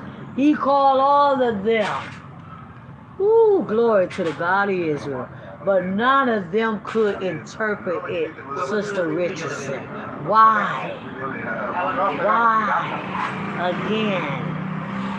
Because they are sorcerers and witches and warlocks. And a sorcerer and a witch and a warlock can never, ever, ever interpret anything that the God of Israel give you. So y'all going to get them tarot card readers to tell y'all about y'all life and what's going to happen in your life, and you going into them tarot card and the witches and the warlocks speaking over y'all life. Like, no, they can't tell y'all nothing about y'all life. Why is that? Because the God of Israel is the one that gave you your life. So in order to know something about your life, bro, you got to go to a real prophet. And you got to go to the God of Israel and talk to him about your life. Not no tarot card reader and no witches and warlocks. All that stuff is just imaginary stuff that they make up and tell you. Something that Satan has revealed for them to tell you. Verse 9, read. Verse 9 of Genesis 41. Verse 9. Then spake the chief butler unto Pharaoh, saying, I do remember my fault this day. I do remember my fault this day. Pharaoh was wroth with his servants, and put me in Roy, the captain of the guard's house. Both me and the chief butler. I got it right here. Chief baker. I got it here right here. Pharaoh was wroth with his servants and put me in a war in the captain of the guard's house, both men and the chief baker. And we dreamed a dream. So both of them was put in the war. And we dreamed a dream. The butler and the baker, right? That's the ones Joseph was talking to. And we dreamed a dream in one night. I and he, we dreamed each man according to the interpretation of his dream. And there was there with us a young man, a Hebrew. Say it again, bro. Hebrew. Say it again, bro. Hebrew. Say it again, bro. Hebrew. Say it again, bro. Hebrew. Say it again, bro. Hebrew. Say it again, bro. Hebrew. A Hebrew man. Very important to be a Hebrew, to know your Hebrew, and to walk as a Hebrew man or woman. Read. I got it. And there was with us a young Hebrew, servant to the captain of the guard. And we told him, and he interpreted to us our dreams. To each man according to his dreams, he did interpret. Did it say a Gentile? Did it say a Gentile interpret their dream? Do the Bible say, do the King James Version Bible say a Gentile can interpret dreams? A Gentile can have the gifts of the Spirit. Do the King James Version Bible teach us that? No. Absolutely no. So all these Gentiles call themselves talking to y'all, speaking to y'all, saying what God said. No, it's got to be a Hebrew. All the prophets was Hebrews. Every last one of them was a Hebrew. Not one of them was a Gentile man or a Gentile woman. Cut it out, Israel. It's only a Hebrew. The God of Israel only deal with Hebrews when it's come to his prophetic gifts. In the prophetic, he only deal with Hebrews. prophets. Ooh, God of Israel. Ooh, God of Israel. I feel this thing today, Ahai. I thank you. Verse 13. And it came to pass, as he interpreted to us, so it was me he restored, he say, unto my office. That was the what? That was the butler. The baker got hung on the tree. Then Pharaoh sent and called to Joseph, and they brought him hastily out of the dungeon. And he shaved himself and changed his raiment and came in unto Pharaoh. So Joseph cleaned himself up. They cleaned Joseph up. Why? Because he had to go stand in front of Pharaoh the king. And Pharaoh said unto Joseph, Joseph ain't gonna never shave his hair, because that's not our custom to shave his hair bald. No. Joseph would never shave his hair or shave himself. He was a Hebrew. And Pharaoh said unto Joseph, I have dreamed a dream, and there's none that can interpret it. And I heard it say unto, so y'all witches need to sit down. Y'all psychic readers, tarot card readers, y'all people need to sit down somewhere. And I have heard him say unto thee, that thou canst understand a dream. Thou canst understand a dream to interpret it. And Joseph answered Pharaoh, saying, it is not in me, he said. Woo! God a higher shall give Pharaoh an answer of peace. And Pharaoh said unto Joseph, in my dream, behold, I stood upon the bank of the river, and behold, there came up out of the river 7 kine, fat-fleshed and well-favored, and they fed in a meadow. And behold, 7 other kine came up after them, poor and very ill-favored and lean-fleshed, such as I have never saw in all the land of Egypt, for badness. Verse 20. And the lean and the ill-favored kind did eat up the first 7 fat kine. And when they had eaten them up, it could not be known that they had eaten them, but they were still ill-favored. And at the beginning, so I awoke, and I saw in my dream, and behold, 7 ears came up, and one stalk full and good. And behold, the 7 ears withered, the 7 ears withered thin, and blasted with the east wind sprung up after them. 7 good ears. And I told this unto the musicians. Look at that. But there was none that could declare it unto me. Absolutely. Because it came from the God of Israel. That's why. And Joseph said unto Pharaoh,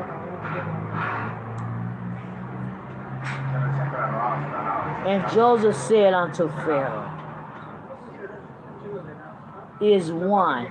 And Joseph said unto Pharaoh, the dream of Pharaoh is one.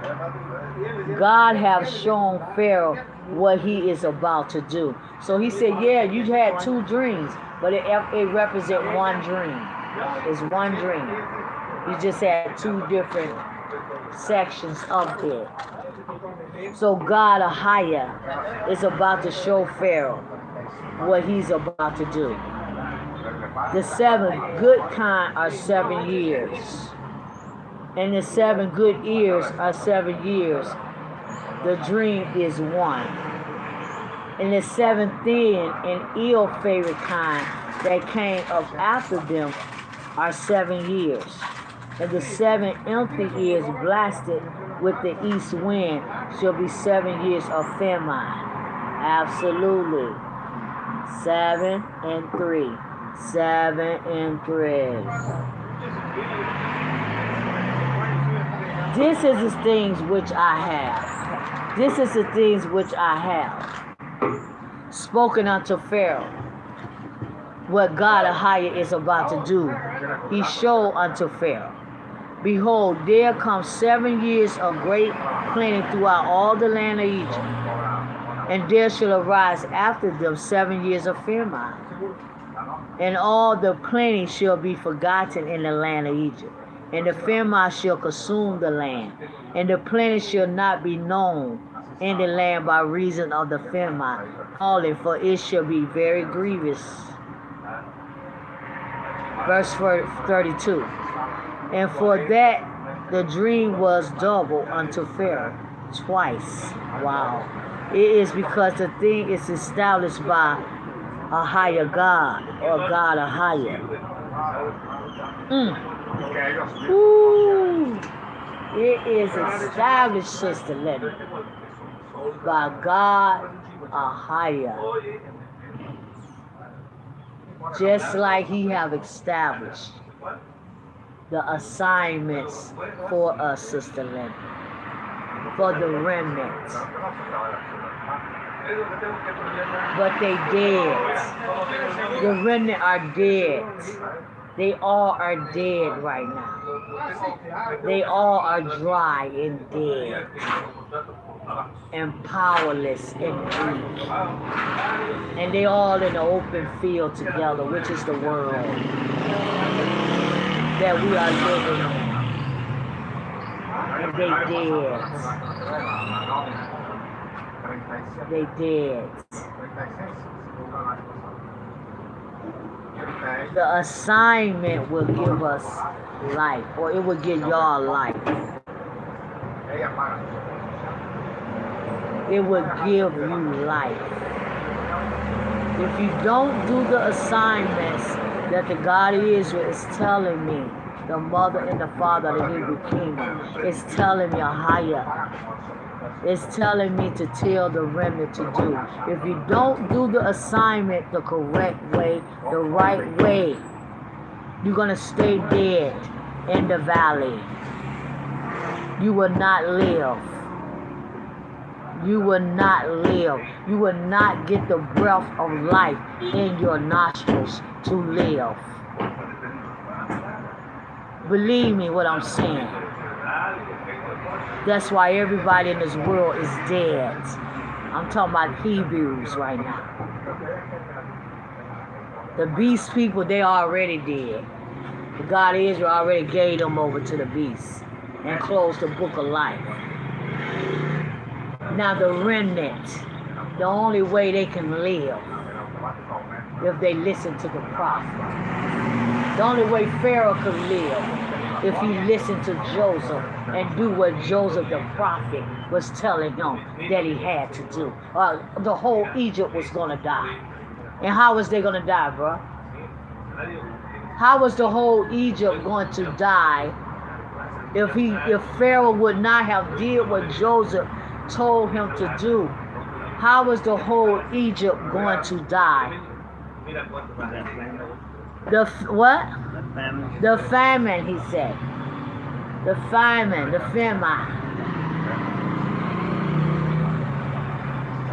No food. Said Sister Linda the correct way. Forget about it, y'all.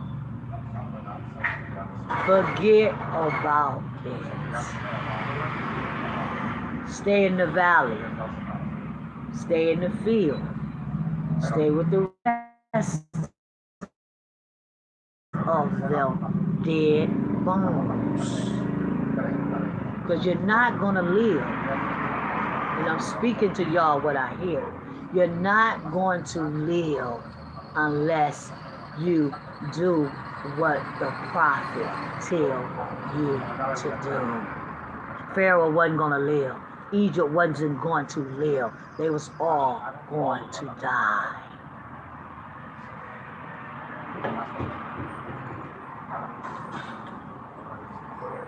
Week number 2. Assignment number 2.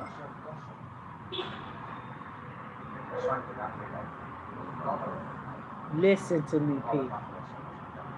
This is real and it's no game.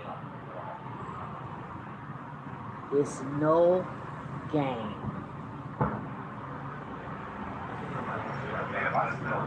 Can I forget about the assignment?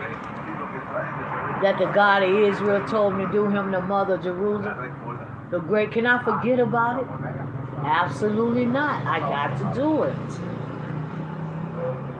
No matter how hard it is, no matter how complicated it is, I have to do it. I have to discipline, force myself to do what is right. Force myself. That's the sacrifice of you doing what the God of Israel tell you. The sacrifice is doing what he say. The obedience and the sacrifice, they work together. Now right here, back to Pharaoh.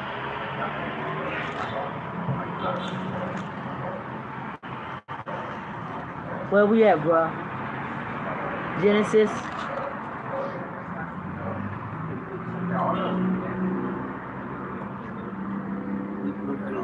Verse 31. Genesis 41:31. And the plenty shall be known in the land by reasons of the famine falling, for it shall be very grievous. And for that dream was double unto Pharaoh twice. It is because the thing is established by God Ahia, and God Ahia will shortly bring it to pass. He didn't just say God, Joseph, Sister Linda. He said God Ahia. He a prophet. He got to always use the God of Israel name. He didn't say no God. God Ahia.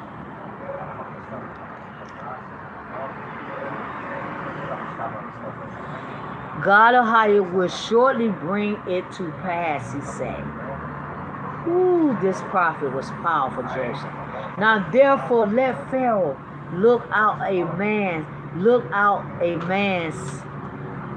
discreet and wise, and set him over the land of Egypt. Let Pharaoh do this, and let him appoint officers over the land, and take up the fifth part of the land of Egypt in the 7 plenteous years. And let them gather all the food of those good years that come, and lay up corn under the hand of Pharaoh. And let them keep food in the cities, and that food shall be for store in the land against 7 years of the famine, which shall be in the land of Egypt, that the land perish not through the famine. So do what I'm telling you, Pharaoh, or you won't have no food. Y'all all going to die.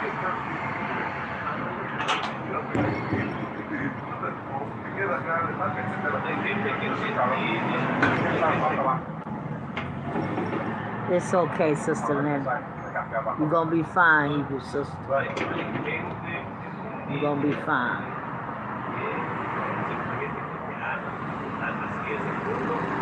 And the thing was good in the eyes of Pharaoh, in the eyes of all his servants. And Pharaoh said unto his servants, can we find such a one as this is a man on whom the Spirit of God is? And Pharaoh said unto Joseph,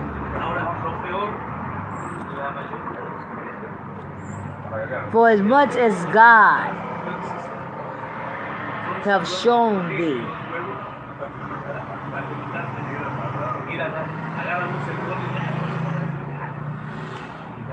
all this, there is none so discreet and wise as thou art, Joseph. None of my musicians, none of my sorcerers, none of them are as wise and intelligent and smart and powerful and connected like you are, Joseph, to the God that gave me the dream. They don't know that God. They can't interpret what that God is showing me, your God. So no, you are the perfect person, Joseph, that I am going to set up over Egypt. See how that favor follow a prophet in a Hebrew that is gifted and obedient and powerful and alive and connected to their God. That favor going to follow you. You could be sitting up in the office with the government. I can be sitting up in the office with the government right now. The government asking me, well, what is it, Prophet Elisha, that I need to do in my city to make it better? See, the God of Israel is the one that elevates you. Him and his beautiful wife, the Queen, the great Holy Spirit. They the one that elevate you. They was the one that elevated Joseph, even though he was in a dungeon, even though he was in a hard place. He never forgot who he was, and he never forgot his office as a prophet. It doesn't matter if he was in a dungeon. It doesn't matter if he was in a pit. It doesn't matter if he was in a lion's den. It didn't matter where he was. He never did forget who he was and who the God of Israel was in his life. It don't matter where I am, Sister Lynn, Sister Richardson. It don't matter where I am, how my life is. If I have food, if I have water, it doesn't matter. I can never ever forget who I am in the face of the gods of Jerusalem. Never. And Joseph couldn't either. Don't you think that hurt Joseph, that he was thrown in the pit and sold by his brothers? Of course that hurted him. How could my brothers do this to me? How could they do this? And that's why when he saw his brother, Sister Lenny, he began to weep and cry. Because they didn't even realize that he was their brother. And why they didn't realize it, Sister Linda? Why they didn't realize it, Sister Richardson? Why, Brother CDI, did they not realize that Joseph was their brother? Why? Tell me why.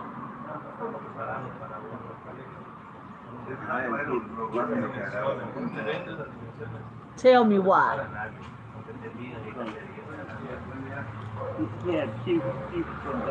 Sister Linda, tell me why. Sister Richardson, if you can talk, tell me why. Because what?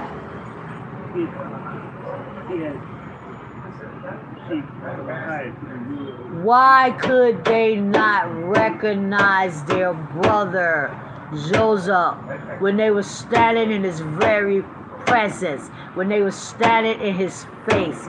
Why they could not recognize him? And that's what made him cry. The fact that he hadn't saw them in years, and the fact that they threw him in a pit and they didn't even know he was Joseph. And why they could not recognize him? That's what I'm asking you, Sister Linda. Why?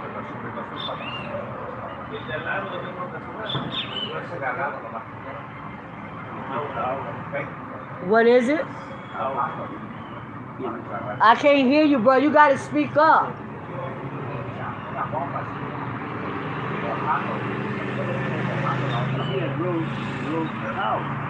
He rose to power, yes? He said he rose to power, despite what they did to him. But what do that got to do with them recognizing that he was their brother? Because he had power. Why? Why? I'm asking you why. Why did they not know that there was their brother Joseph? He's great. What do that got to do with them recognizing him? That he was great? They didn't recognize him. Why? I'm going to leave that. I'm going to come back to it. A higher gave him power. Still, bruh. Excuse me. We'll come back to that. What's the next verse right here? verse 40 again. Verse 40. And Pharaoh said unto Joseph, for as much as God hath shown thee all this, there is none so discreet and wise as thou. Thou shalt be over my house, Joseph, and according unto thy words shall all my people be ruled. Only in the throne will I be greater than thou. My God, my God. Ooh, glory, glory, glory. And Pharaoh said unto the prophet Joseph, see, I have set thee over all the land of Egypt. So he's not just Joseph, he's the prophet Joseph. I have set them over the land of Egypt. And Pharaoh took off his ring. My, look at here. Ooh, glory, glory, glory. And Pharaoh took off his ring from his hand and put it on Joseph's hand and arrayed him in a vesture of fine linen. Ooh, look at here, linen. That's our clothes right there. And put a gold chain about his neck. And he made him to ride in the second chariot which he had. And they cried before him, bow the knee, and he made him ruler over all the land of Egypt. Oh my God, excuse me. Ooh. Joseph was already great. And once Pharaoh put the ring on his hand and the gold chain around his neck and made him ride in the second chariot behind him, and all the Egyptians bowed to Joseph when he went past. He was already great, Sister Lynn, even though he was in the dungeon. Even though he was in the pit where his brother stole him, he was always great and powerful. And when Pharaoh did what he did, that made him more great. The God of Israel gave him more power over Egypt, because he knew the children of Israel was coming to Egypt. The God of Israel had already knew that Israel was coming to Egypt. Why did he know? Because he had already prophesied that to who? To Abraham.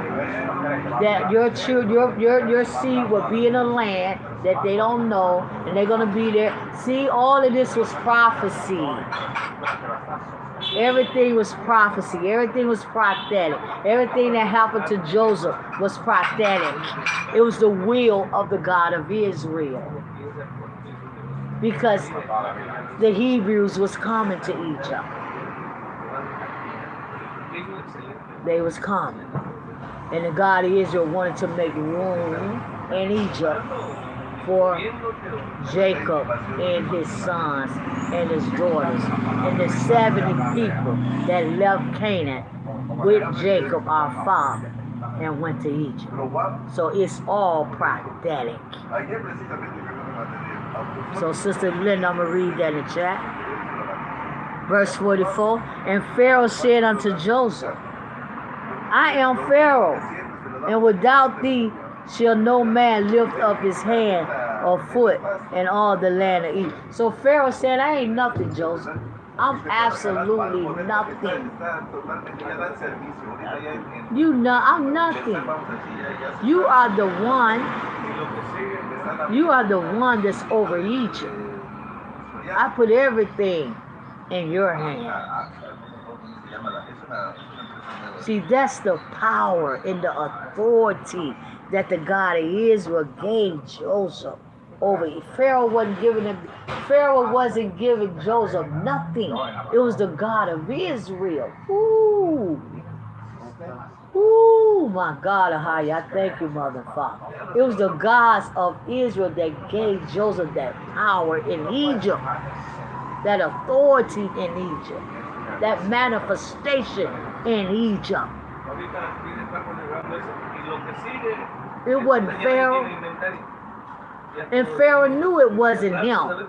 And that's why he spoke to Joseph the way he did. It's your God, Joseph. That's why y'all got to get connected, sis.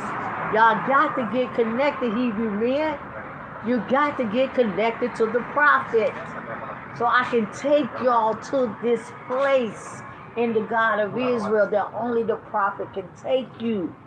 Joseph, the only one could take Egypt there. Am I right, bro? That's right. Couldn't nobody else take Egypt there. And it says, verse 45, and Pharaoh called Joseph's name Zalhanath Paneah. Zalhanath Paneah. And he gave him to wife Asenath, the daughter of Potiphar, priest of On. And Joseph went out all over the land of Egypt. And Joseph was 30 years old. 3 again, Sister Linda. 3 again. Joseph was 30 years old. The Son of God was what? When he started his work for the God of Israel, his father, he was 30 years old. When I started my work for the God of Israel, Sister Linda, I was 30 years old. Okay? It's something about being 30 years old.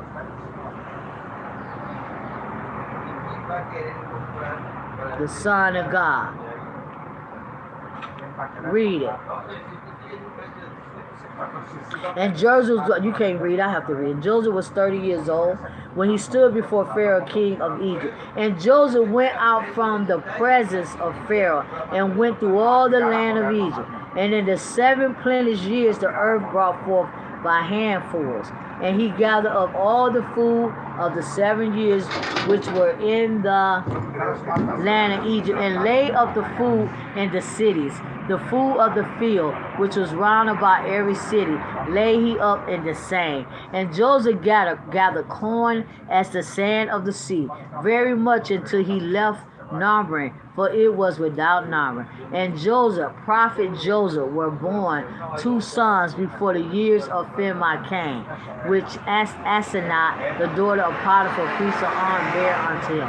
And prophet Joseph called the name of the firstborn Manasseh, for God of higher said, he hath made me forget all my toil and all my father's house. And the name of the second called he Ephraim, for God of higher have caused me to be fruitful in the land of my affliction. See? God of higher did everything for Joseph. He didn't recognize Pharaoh doing nothing for him. Even though Pharaoh put what? The gold chain on his neck? Pharaoh put the ring around on his hand? But Joseph the prophet never recognized Pharaoh as doing anything for him. He always gave the glory to the gods of Jerusalem. Ahia, his God.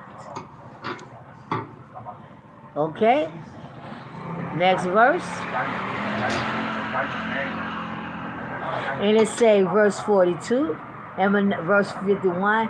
And Joseph called the name of the firstborn Manasseh, for God of higher had said, he have made me forget all my toil and all my father's house.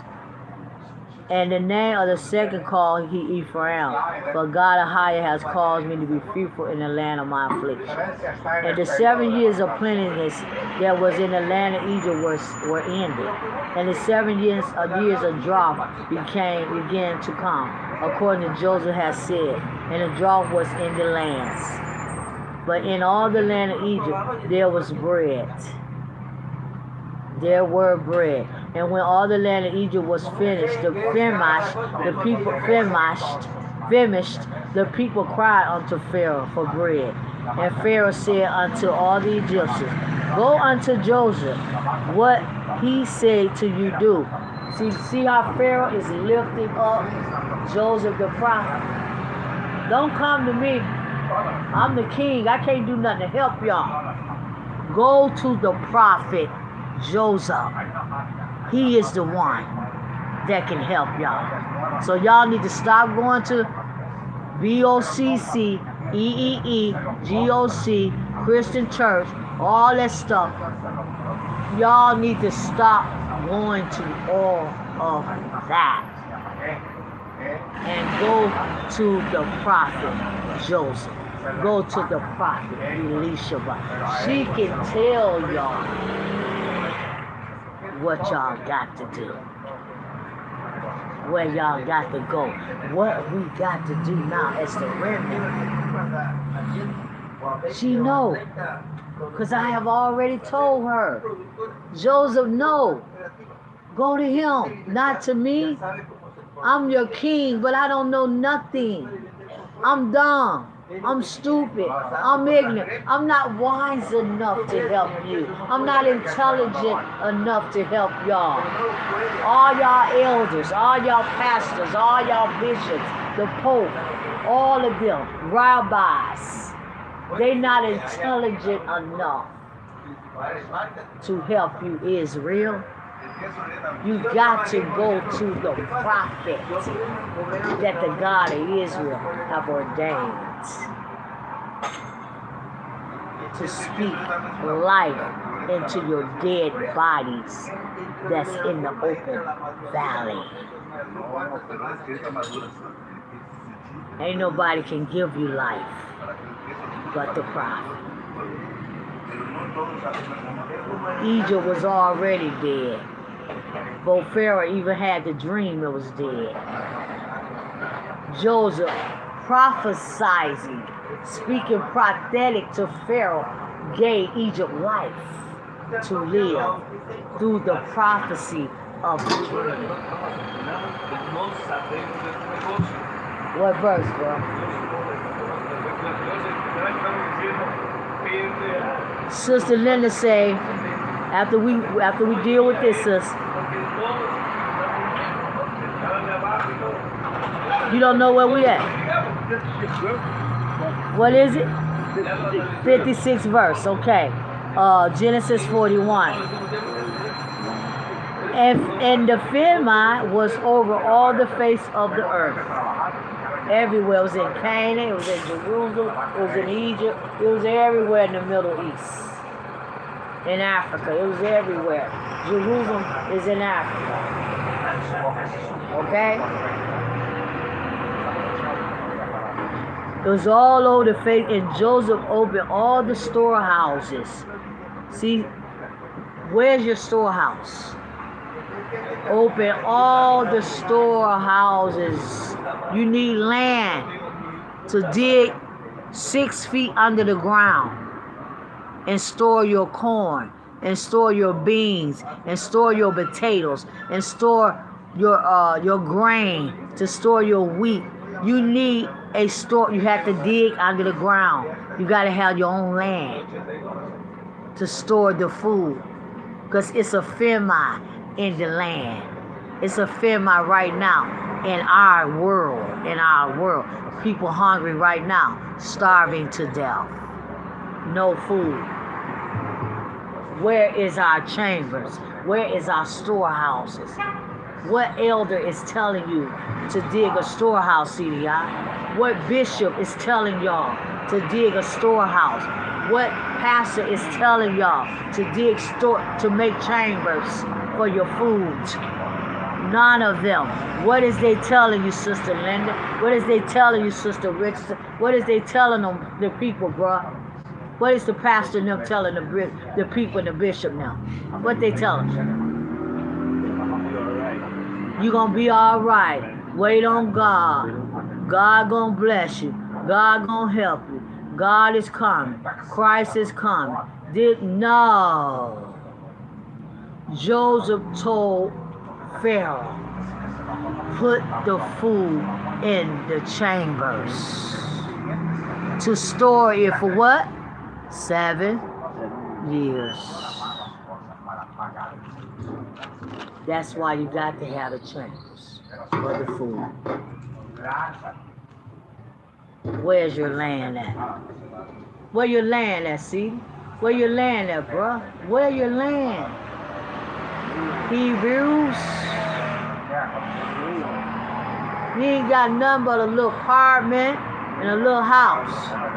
Can't store no food there, nothing. How stupid can y'all be? What's the verse, bro? 57, last verse, and then we're going to chapter 42.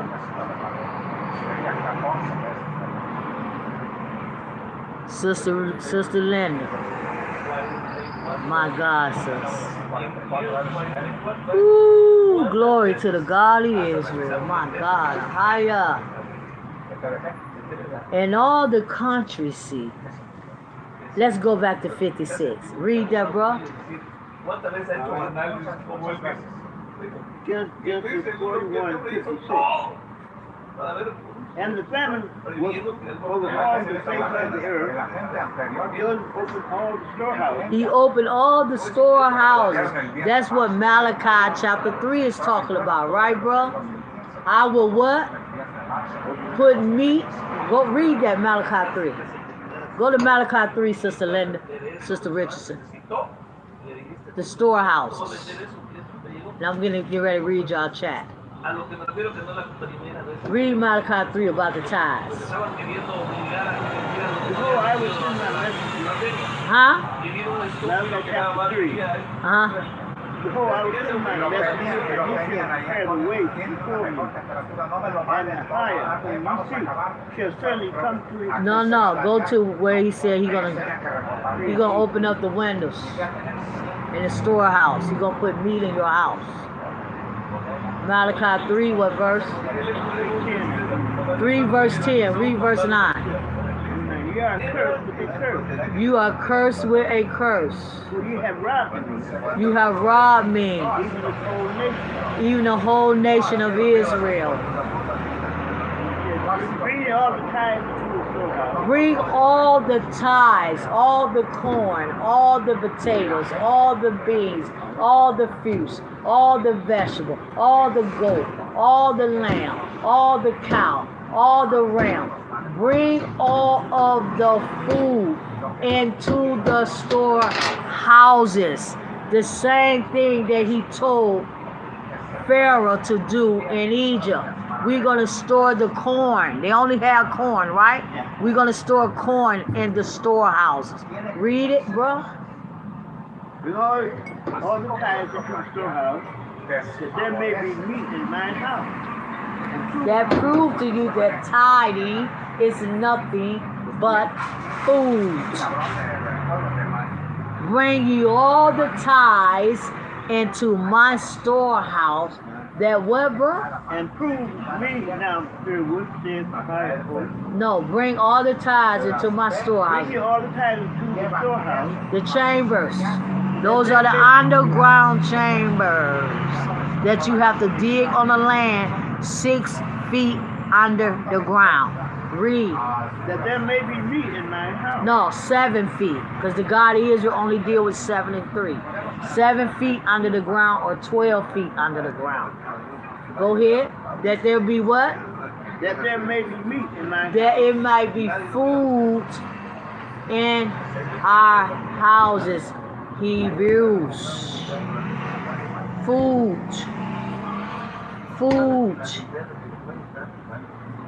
Ain't talking about no money.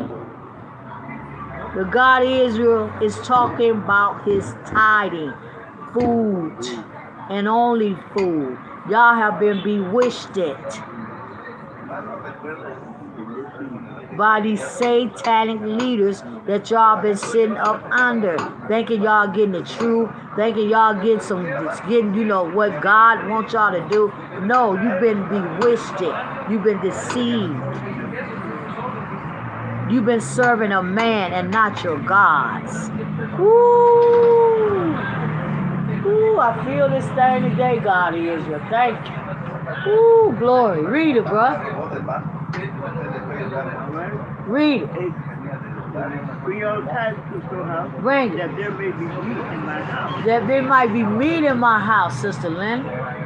prove me now, Bill, said for high and host, if I will not open you the windows of heaven.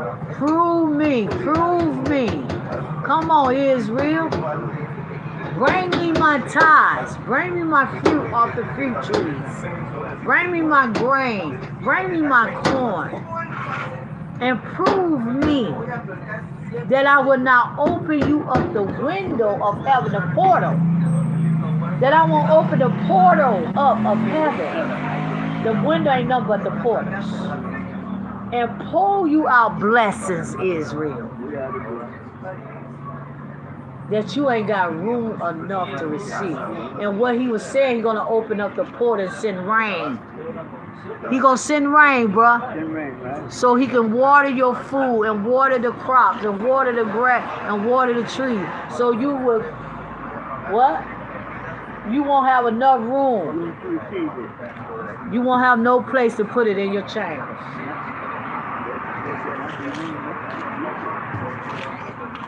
Let's go back to Genesis. So storehouses. Genesis 40, 42.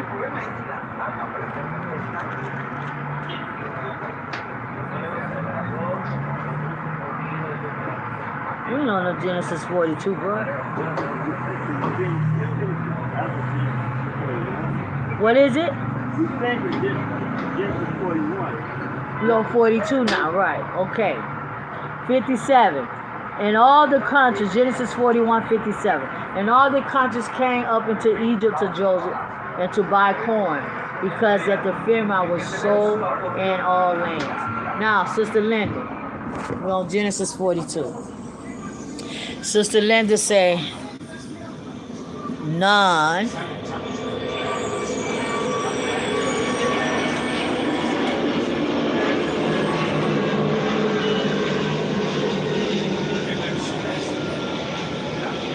And she said, nah, and she said, we have no land.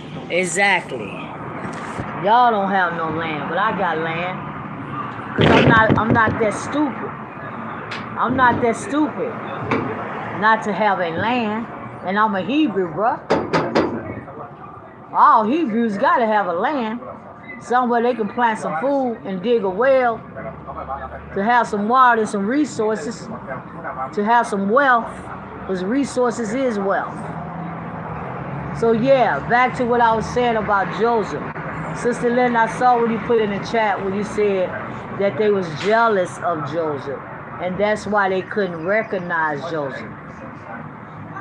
No, that really don't have nothing to do with them not recognizing Joseph when he was standing right in front of their face. How could you not know your own brother? It don't matter what he got on. It don't matter if he got makeup on his face. It don't matter if he had a wig on his head. It don't matter if he had on Egyptian clothes. None of that matter. How is it that you could not identify your brother Joseph? And he's standing right in your face. Bruh, if I'm your sister, and I am your sister, and I put makeup all over my face, and I got on some different clothes that you're not used to me wearing, how is it that you're not going to know that I'm not your sister? Huh? And that's why Joseph was crying so hard.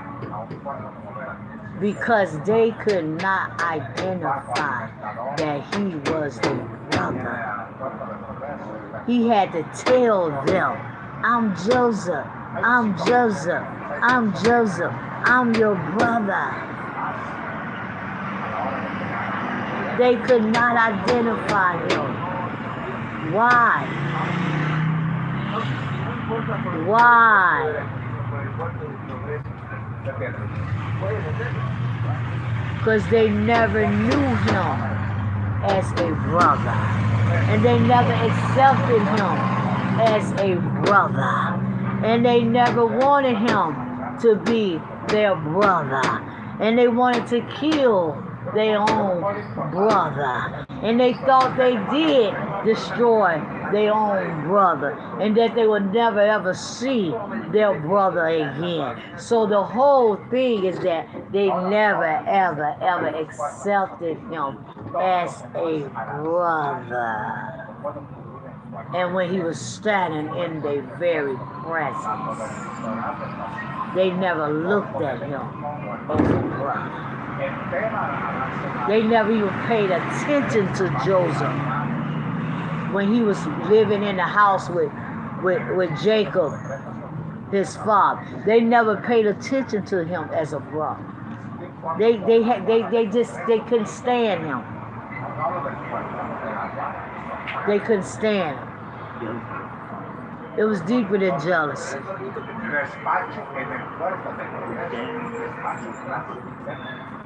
They never acknowledged him. That's the word. Sister Linda, my God, Sister Linda said, because of hate, yes. My God, they never acknowledged Joseph as their brother.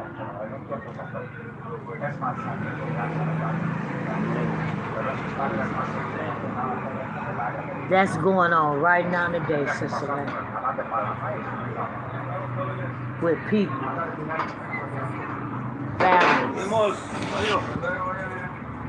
Genesis 42, y'all. Moving on into our assignments. I feel good today, Sister Linda. I feel good. So Joseph was a great prophet.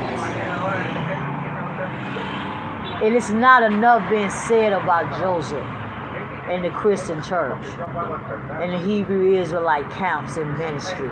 It's not enough recognition of who Joseph really was. It's not enough recognition.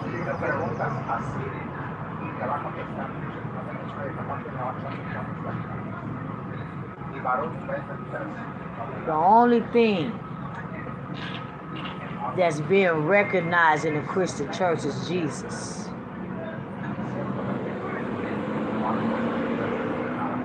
The only thing that's being recognized in the Hebrew Israelite camps and ministries is the Most High.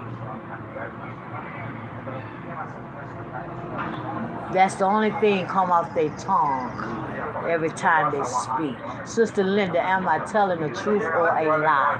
The only thing come off their tongue when they speak is the Most High. They ain't saying the God of Israel. They ain't saying the God of the Hebrews. None of that. They ain't talking about Joseph. They ain't talking about John the Baptist. Nothing but the Most High in the government. That's the only thing. And Jesus. This Christ. That's what they call it. GOCC, Christ. Thank you, I affirm. Absolutely.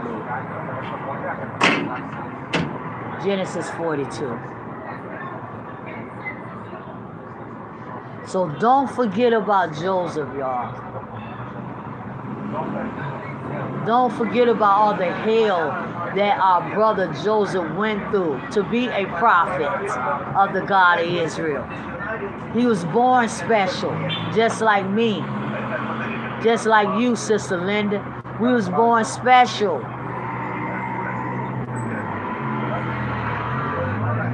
And Jacob, his father, knew he was special. And that's why he made him a coat of honor.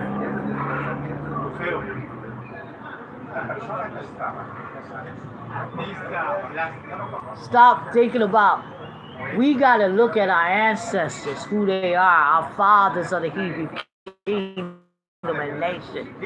Joseph is our brother. Daniel was our brother. Daniel was another powerful prophet that's been overlooked. And not enough recognition. Am I right, brother? It's being spoken about Daniel. They always talked about Daniel when he had the dream. When he had the dream, and the God is what they talk about in the Christian church about Daniel. Tell me, bro. We're going into Genesis 42. What is their main talk about Daniel in the Christian church? This is Brother CDI. I was thrown in the lion's den. He was thrown in the lion's den. That's all they talk about. And what else? He prayed 3 times a day. Yeah, he prayed 3 times a day, and he fasted because the angel went to him and told him what? The 21-day fast or something, yeah. All of that stuff. But that's not who Daniel was. He's greater than that. He's just like Joseph. Interpret dreams, visions, speak wisely, prophetic, very intelligent. Geniuses. They was geniuses. That's what they was, Sister Linda. Geniuses. Daniel, Joseph, prophets, all geniuses. Genesis 42. Joseph's brothers came to buy food. Now when Jacob saw Yaakov, our father, the 12 tribes of the Hebrew people. Now when Yaakov saw that there was corn in Egypt, Yaakov said unto his sons, Why do you look one upon another? And he said, Behold, I have heard that there is corn in Egypt. Get you down thither and buy for us, for this, that we may live and not die.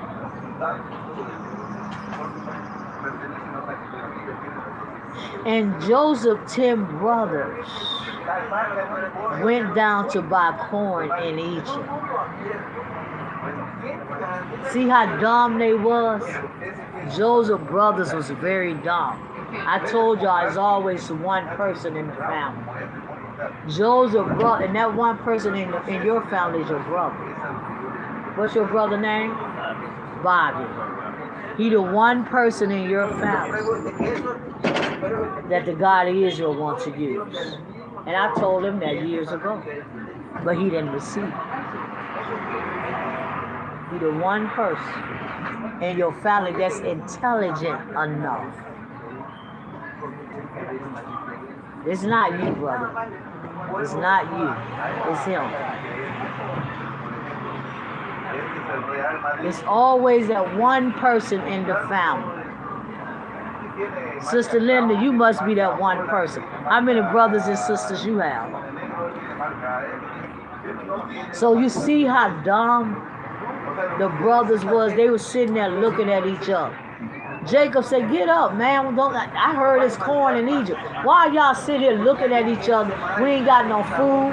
We hungry. We about to die up in here. It's a Philmai and Canaan. Y'all sitting up here looking at each other because they didn't have no intelligence, the brothers. And that's why they did what they did to Joseph. They was very dumb, ignorant, naive, and stupid. You got to be stupid to throw your brother that you know that is a very, very important person to the God of Israel. You throw him in a pit. You got to be stupid and dumb to do that. They was dumb. It's just like David brothers. They was dumb and stupid too. Jacob said, get up and go to Egypt and get some corn. See, them people in our family, like my sister and brother, they dumb. All of them dumb. They don't know how to do nothing. They don't know how to do nothing. I'm telling y'all. I am the only person in my family that's intelligent. And that is a genius.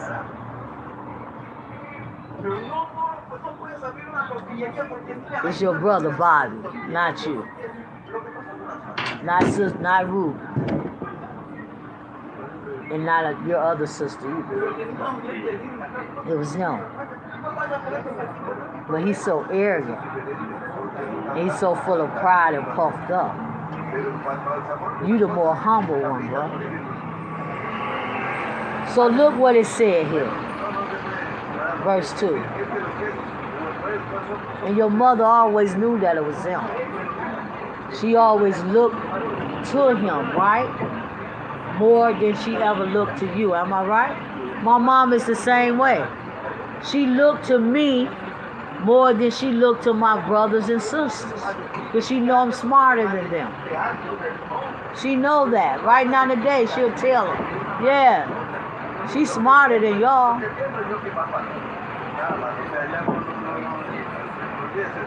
Yes. Verse 2. So, Sister Linda, the question was, I don't know if you want to say it on YouTube. You don't have to. But just let me know this. If you have brothers and sisters, yes or no. You don't have to say how many. And he said, verse 2. And he said, behold, I heard that there was corn in Egypt. Get you down there and buy for us, but this that we may live and not die.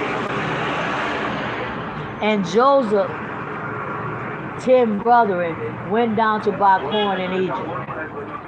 But Benjamin, Joseph's brothers, Jacob sent not with his brother, for he said, lest peradventure mischief befall him.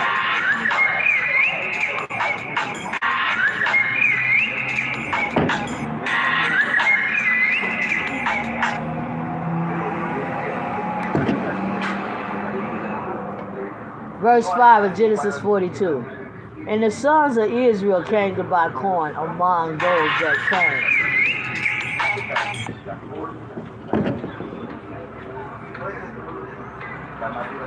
came for the famine was in the land of Canaan. And Joseph the prophet was the governor over the land. And he it was that sold to all the people of the land. And Joseph's brethren came and bowed down themselves before him with their faces to the earth. That's the prophetic dream that Joseph had about his brothers bound before him. And that's the one they didn't like, and that's the one made them throw him in the pit. It's come to pass right here. See, that proved to you that Joseph was a prophet, because he prophesied, and he spoke prophetically and told future events. A prophet is one that can speak to you and tell you something.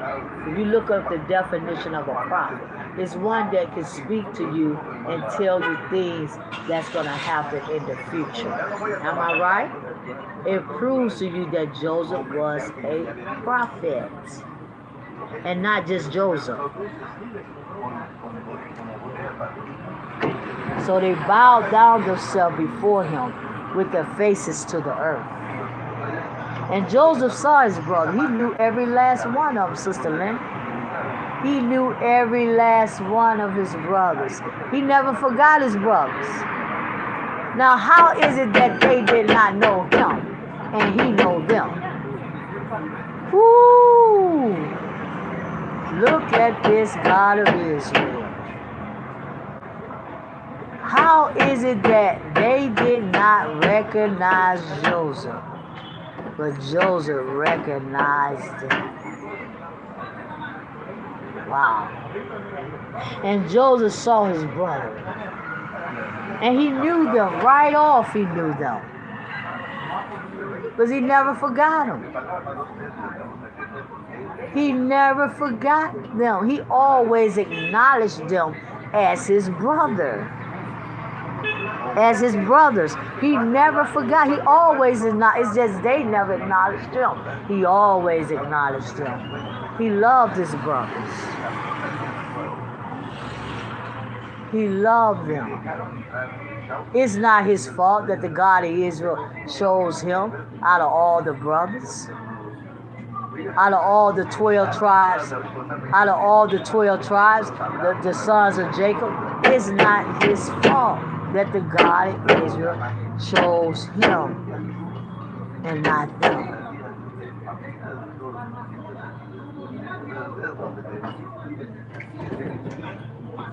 And Joseph saw his brother, he knew them, but made himself strange unto them, and spake to them roughly unto them. And he said unto them, Which come you? Why are you here? And they said, From the land of Canaan, to buy food.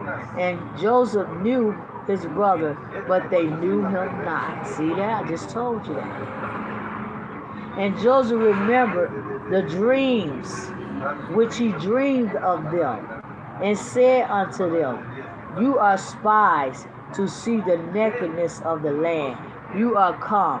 And they said unto him, No, my Lord, but to buy food are thy servants come. We are all one man's son. We are true. Man, thy servants are not spies. And he said unto them, No, but to see the nakedness of the land you are come. And they said, Thy servants are 12 brethren, the sons of one man, in the land of Canaan. And behold, the youngest is this day with our father, and is not. And Joseph said unto them, It is that I spake unto you, saying, You are spies. Hereby you shall be proved by the life of Pharaoh. You shall not go forth hence, except your youngest brother come hither. Send one of you, and let him fetch your brother, and he shall be kept. You shall be kept in the prison, that your words may be proved, whether there be any truth in you, or else by the life of Pharaoh surely you are spies. And he put them all together into the ward 3 days. And Joseph said unto them the third day, see, there you go, the third day again, right there, 3. And Joseph said unto them the third day, This do and live, for I fear a higher God. Or I fear God a higher. And he didn't fear, he didn't say, he just said, I fear God right there. Because he was trying to hide himself from who he was. And if you be true men, let one of your brothers be bound in the house of your prison. Go ye and carry corn for the firma of your houses, to bring your youngest brother unto me. So your words be verified, and you shall not die. And they did so. He said one to another, We are truly, and they said one to another, We are very guilty. We are verily guilty concerning our brother, and that we saw the anguish of his soul when he besought us, and we would not hear. Therefore is this distress come upon us. So what they are saying, yes, because of what we did to Joseph, our brother, this is why this is happening to us. We looked in that pit at our brother Joseph, and he was begging us and pleading with us not to throw him down there and leave him and sell him to the Ishmaelites, the Midianites. He was begging and pleading, and we didn't do nothing. We had no remorse for our brother. We had no love for our brother. We had no feeling for our brother. Now this is happening to us because of what we did. And that is true, what they said. Because what they did to Joseph remembered what they did to him. And the reason why Joseph is doing what he is doing to them is because he wants to see his father, Jacob. He wants to see his brother Benjamin. And he wants them to be thrown in prison because they put him down in a pit.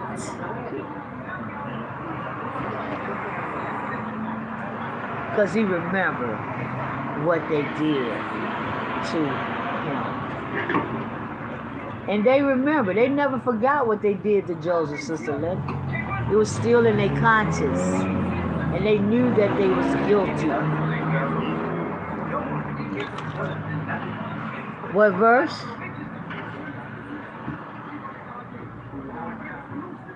Verse 21. And they said one to another. Genesis 42:21. We are verily guilty concerning our brother, and that we saw the anguish. Excuse me, I'm getting all kind of calls.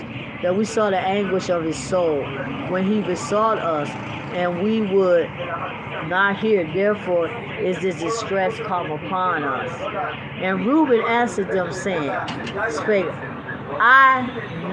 I not unto you, did I not tell y'all, saying, do not sin against the child?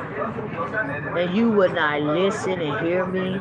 Therefore, behold, also his blood is required. And they knew not that Joseph understood them. Why? Because they think Joseph is an Egyptian. He understands everything they talking about. Yeah, he just looking at them like, they sitting up there talking about what they did, how they threw them in the pit, and all of that, and all of this is why this is happening to them. And Reuben, the oldest brother, telling, I told y'all don't do that stuff to Joseph. I told y'all. And they sitting up there talking in Hebrew. And he understand every word that they said in Hebrew, because he was a Hebrew. And they didn't know that. They didn't know their own brother. They did not know their own. Even Reuben didn't even know who he was. And Reuben is the one that had remorse on him. And he still didn't know that was Joseph. Again, they never acknowledged him as their brother. They looked at him like he was somebody else. He weird. And we don't like him, and he weird, and he always telling these dreams, and he always speaking to us weird things and stuff we don't understand. You know, he just weird. We don't like him. No acknowledgement as a brother. Just weird. So they were sitting there talking to themselves in the Hebrew language, and Joseph understood everything they were saying.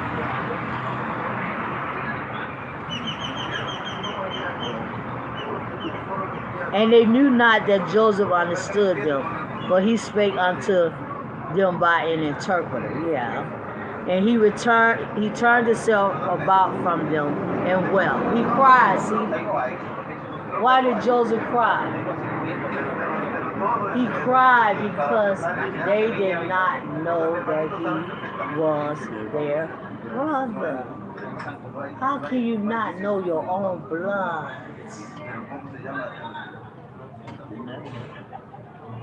And returned to them again and communed. And he communed. He communed with them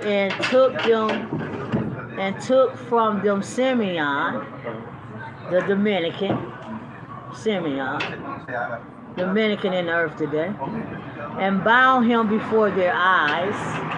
Then Joseph commanded to fill their sacks with corn, and to restore every man money into his sack, and to give them provision for the way. And thus did he unto them. And they ladded their asses with the corn, and departed thence. And as one of them opened his sack to give him his provender, in the end he spied his money, for behold, it was in his sack's mouth. Verse 28.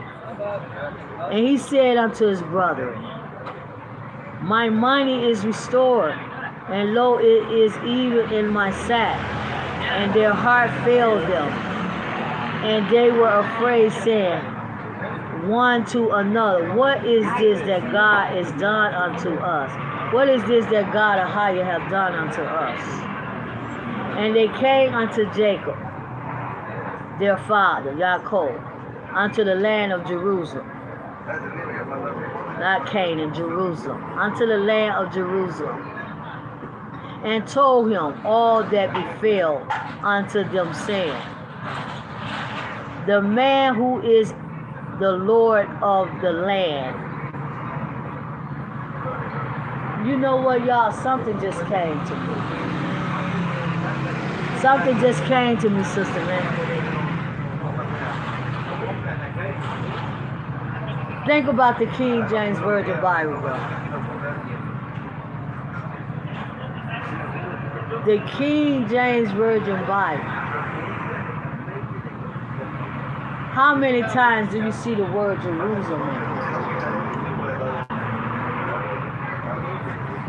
I'm finna look it up, Sister Linda. Give me a minute.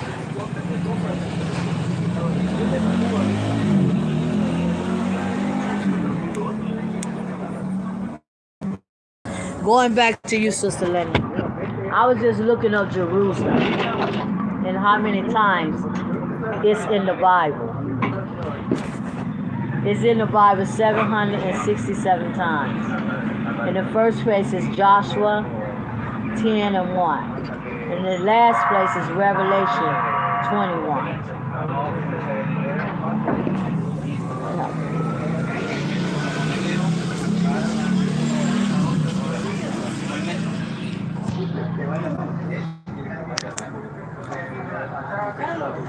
Okay, Sister Lily, Jerusalem is in the Bible 767 times. Joshua chapter 10 verse 1 is the beginning of the word Jerusalem in the King James Version Bible. The last place is listed in the King James Version Bible is in Revelation 21. So I was just wondering, where we at, bro? We is in Genesis 43.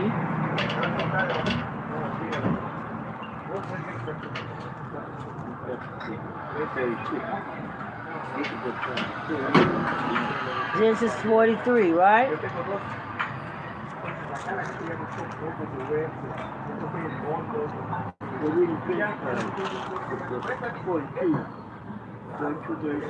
Forty-two, 36. We in Genesis 42, 36 verse.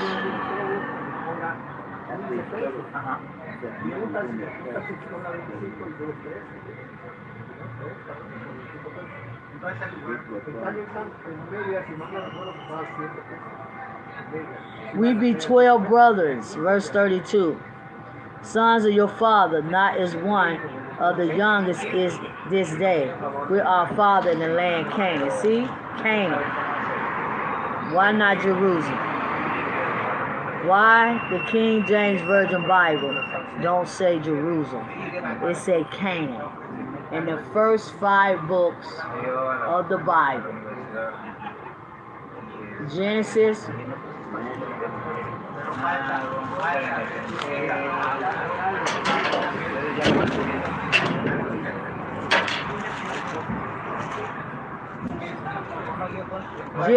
Exodus, Leviticus, Numbers, and Deuteronomy. Don't say Jerusalem. Why? And that's supposed to be the law. That's supposed to be the law of the God of Israel. That's supposed to be the Torah. It's not the Torah. The Torah is the Hebrew Scrolls. But this is like a translation supposed to be similar. Some kind of similar, but not really. Why you don't see Jerusalem for the first 5 books of Moses? You see Canaan. What is these Edomites trying to hide from us Hebrews? Why Jerusalem is not in the first 5 books of Moses? Why is it Canaan there instead of Jerusalem? When Moses was only talking to the children of Israel about Jerusalem.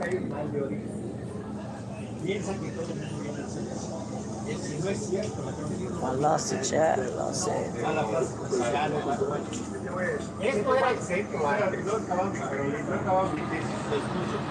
Sister Linda, are you there?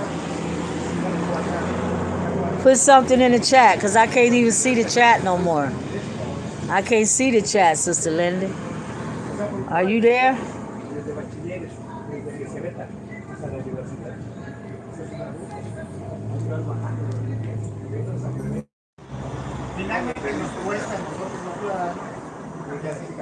I don't see the chat. I don't know what's happening with the chat. They say I'm live, but I don't see the chat no more. Okay. So what I was saying, the word Jerusalem is not in the first 5 books of the King James Version Bible, which supposed to be the law. And that's strange. It's very strange. So Genesis, and I'm glad I looked that up like the God of Israel told me. There's a reason why they put Canaan there and not Jerusalem. There's a reason behind that, Sister Linda. And it's a demonic reason behind it. Because see, they don't want nobody to identify Jerusalem. They don't want no identification and no connection with Jerusalem and the gods of Jerusalem. That's why they don't have his name in the King James Version Bible. They injected Jehovah, Jah, and all them names. Because they want to keep you disconnected from Jerusalem and the gods of Jerusalem. So instead of saying Canaan from now on, we will be saying Jerusalem. Genesis 40 what? Genesis 42 what? Can y'all hear me? Yes. Sister, can you put something in the chat? I can't see the chat. I don't know what happened to the chat. I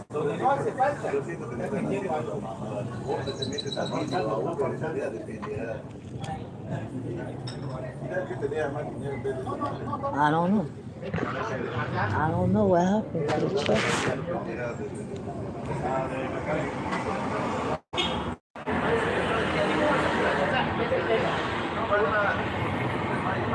Yeah, the chat gone, Sister Linda. I don't know.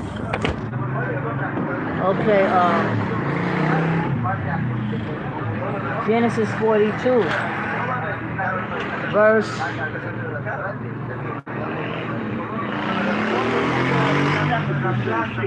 36. And Jacob their father said unto them, Me have ye the bereaved of my children. Joseph is not, and Simeon is not. They kept Simeon. And you would take Benjamin away. All these things are against you. And Reuben spake unto his father, saying, Slay my 2 sons, if I bring him not to thee. Deliver him into my hand, and I will bring him to thee again. And he said, My son shall not go down with you, for his brother is dead, and he is left alone, and mischief befall him by the way, and the which you go. Then you shall bring down my gray hairs with sorrow to the grave. Genesis 43. So moving forward, it will not be Canaan no more. We will always say Jerusalem from now on. Because it's strange again why the first 5 books of Moses don't have Jerusalem. But you can see it in Joshua and all the rest of the Bible chapters in the King James Version Bible. But you can't see it in the first 5 books of Moses. There's something about that. They hide it. And the famine was sore in the land. And it came to pass when they had eaten of the corn which they had brought out of Egypt, their father said unto them, Go again and buy us a little food. And Judah, Yahudah spake unto him, saying, The man did solemnly protest unto us, saying, You shall not see my face, except your brother be with you. And if thou wilt send our brother with us, we will go down and buy thee food. But if thou wilt not send him, we will not go down. For the man said unto us, you shall not see my face except your brother be with you. And Israel said, wherefore dealt ye so ill with me, as to tell the man whether ye had yet a brother? So he said, how do the man know you even got a brother? How do this man in Egypt know that you even got a brother? Did y'all tell him that y'all had a brother? See, again, the brother's so stupid that they not acknowledging that Joseph know that Benjamin is there at the house with his father Jacob. Now, why he didn't know? They didn't tell him that he had a brother. Are you understanding what I'm saying? They did not tell Joseph that they had a brother at home with their father. So how is it that Joseph knew that Benjamin was there in Jerusalem with the father at the house, and they did not tell him about Benjamin? So Jacob is saying, well, how do this man even know that I have a son? Right? Yeah. That's what it's saying right here. And they said, what verse is that? Genesis 43, verse 6. And Israel said, wherefore deal ye so ill with me, as to tell the man whether you had yet a brother? No, they did not tell Joseph that, right? They did not tell Joseph that they had a brother at home, did they? No. Joseph knew that. He knew. So again, Joseph's brothers, they so dumb and stupid, they haven't even picked up that Joseph, they haven't even picked up that that's their brother Joseph, because they know Benjamin is at home with Jacob. Huh? What you say?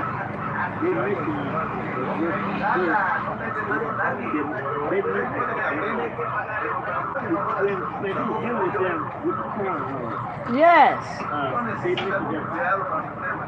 had a brother at home. Young brother. He held one of the brothers with him. Huh? Genesis 42? So he held one of the brothers. Before he sent the phone with the phone, he held one of the brothers with him.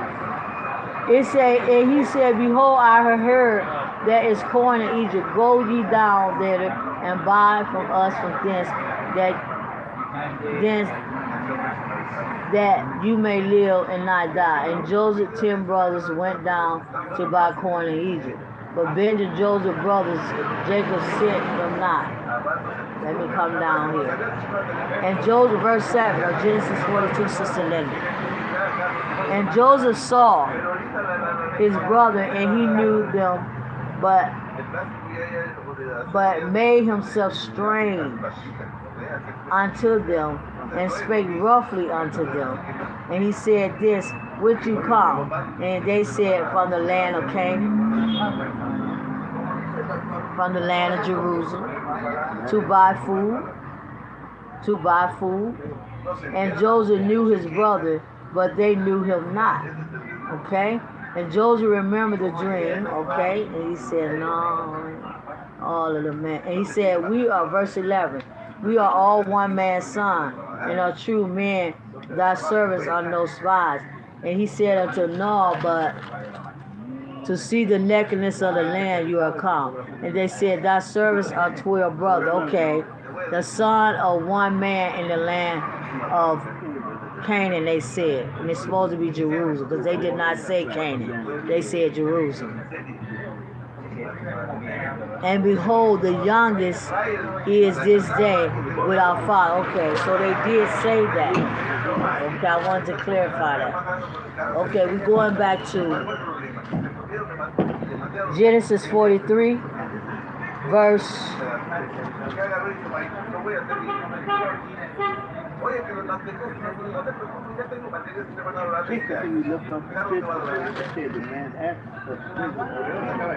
And Israel said, wherefore deal you so ill? Okay. Let's go to Genesis 43, verse 8.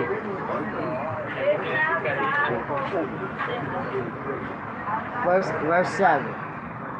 In verse 7, they said, the man asked us straightly of our state and of our kindred, saying, if our father yet live, have ye another brother? And we told him according to the tender of these words, could we certainly know that we would say, bring your brother down.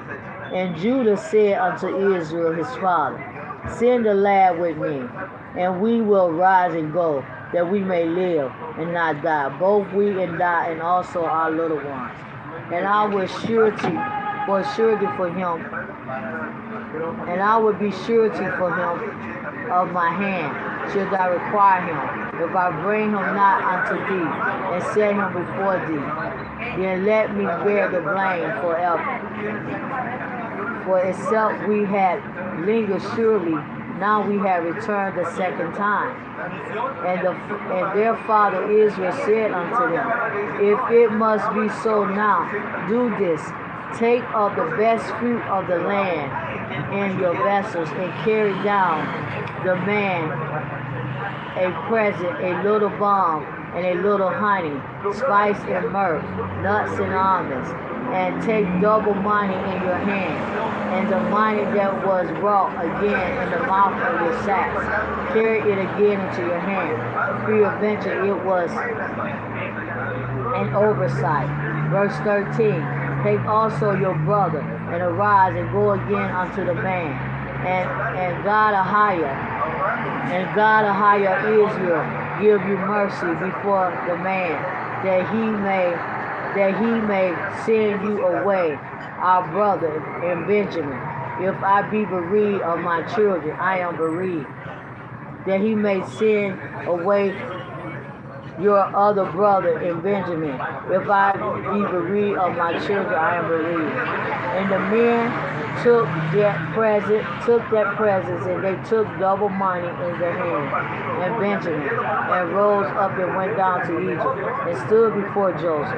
And when Joseph the prophet saw Benjamin with them, he said to the ruler of his house, bring these men home, and slay, and make ready, for these men shall dine with me at noon.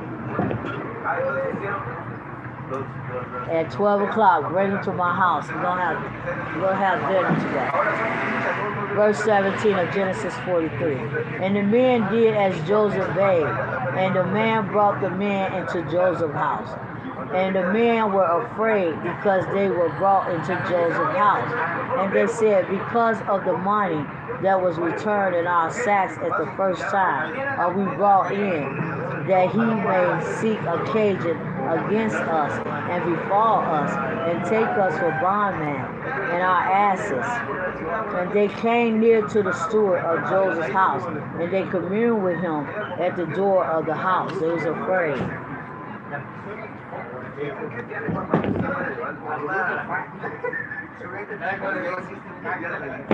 And he said, O sir, we came indeed down at the first time to buy food. And it came to pass, when we came in the end, that we opened our sacks, and behold, every man's money was in the mouth of the sack, our money in full weight. And we have brought it again in our hand.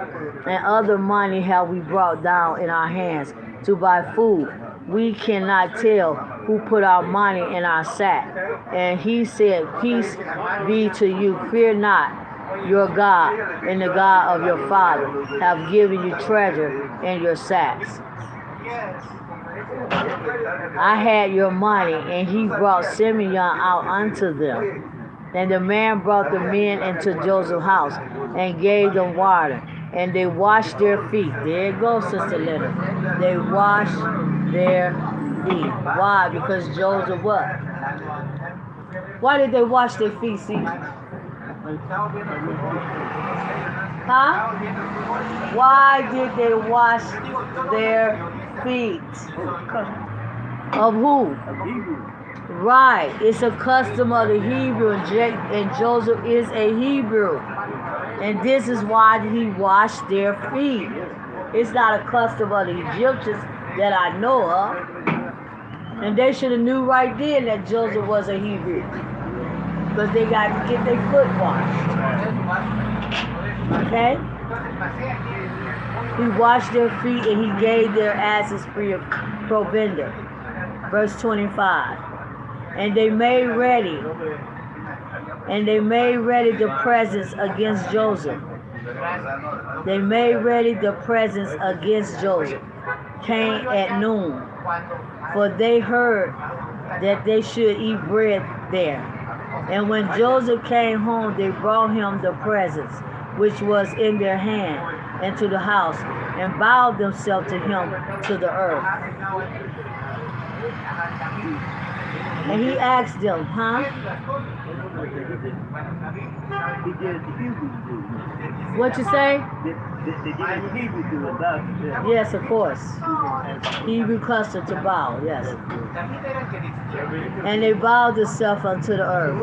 And he asked them of their welfare. And he said, is your father well? The old man of whom you spake, is he yet alive? Excuse me. And they answered, thy servant, our father is in good health. He is yet alive. And they bowed down their heads and made obeisances. Because they was talking about their father. They bowed again. And he lifted up his eyes and saw his brother Benjamin, Joseph the prophet. He lifted up his eyes and he saw his brother Benjamin, his mother's son, and said, is this your younger brother of whom ye spake unto me? And he of whom ye spake unto me? And he said, God higher be gracious unto thee, my son. And Joseph made haste for his vows. Did yarn before his brother. And he sought where to weep. And he entered into his chamber and wept there. Wow.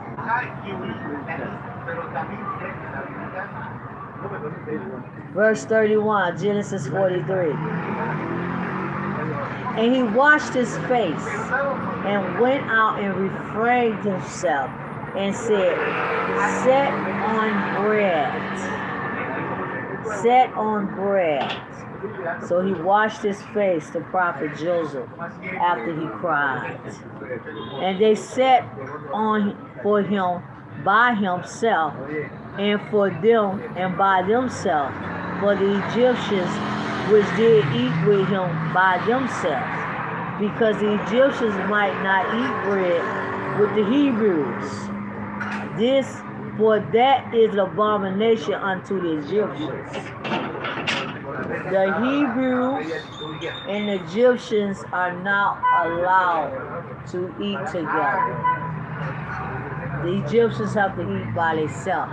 That's abomination for the Africans to eat with a Hebrew. That's the Egyptian custom.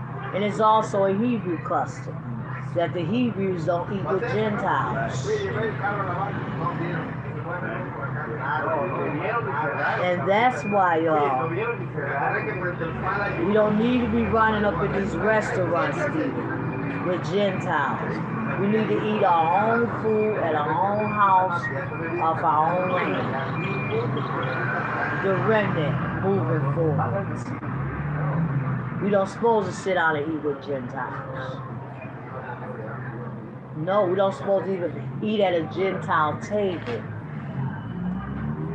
It's an abomination. It's against the God of Israel. That's why Peter said no. Paul checked Peter. He said, why are you eating with the Gentile, Peter, right?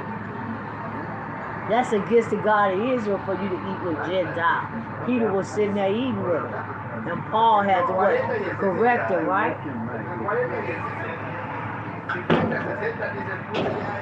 So it's a lot of stuff about us that have to change. It's a lot of things about us that we got to give up. To be the God of Israel people and to get out the valley of the dry, dead bones, it's a lot of stuff that we got to give up to be Hebrews, real Hebrews. We only Hebrews by bloodline. But are you a Hebrew by culture and by customs and by serving the gods of the Hebrews? Are you a Hebrew that way? Absolutely not. Where's everybody? Sister Lenny, where's everybody? In the Christian church, Catholic church, the Buddhist church, they in the valley. They dead and they dry. Their religion's gonna keep them dead and dry. Gonna keep them dead and dry. The religions just keep you in the valley. You ain't got no life.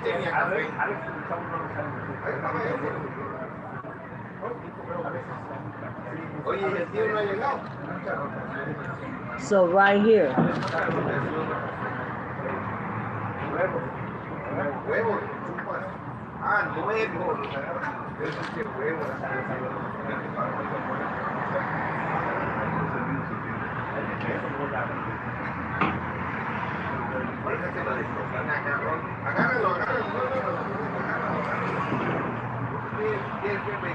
Okay, verse 33 of Genesis 43. And they set before him the firstborn according to his birthright, which is who? Reuben is the firstborn. And they set before him the firstborn according to his birthright, and the youngest according to his youth. And the men marveled one at another. And he took and sent messengers. And he took and sent Mises unto them from before him. But Benjamin Mises was 5 times so much as any of theirs. And they drank and were merry with him, with Joseph. So they all sitting at the table, right? The Egyptians on another side of the table. Joseph, Prophet Joseph and his brothers are at one table. And they all are sitting according to their birthright. And Joseph's brothers can't believe how Joseph is setting them around the table according to their birthright. Because again, they have not figured out that he's Joseph the Hebrew. So they like, why has he put Reuben first? And then he put Benjamin last. What is this all about? This is not Egyptian custom. This is a Hebrew custom. This is our custom. What's happening here? Who is this man? See? Joseph was all the time trying to give them hints of who he was. They still didn't know their own brother. And he was sitting right at a table. Woo!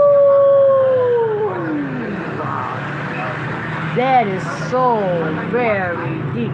He was sitting right at a table with him, Sister Lynn, and they still didn't know him.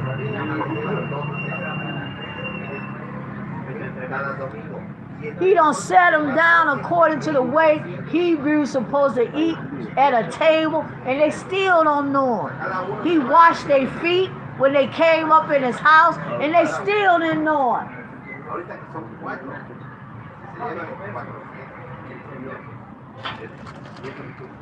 totally disconnected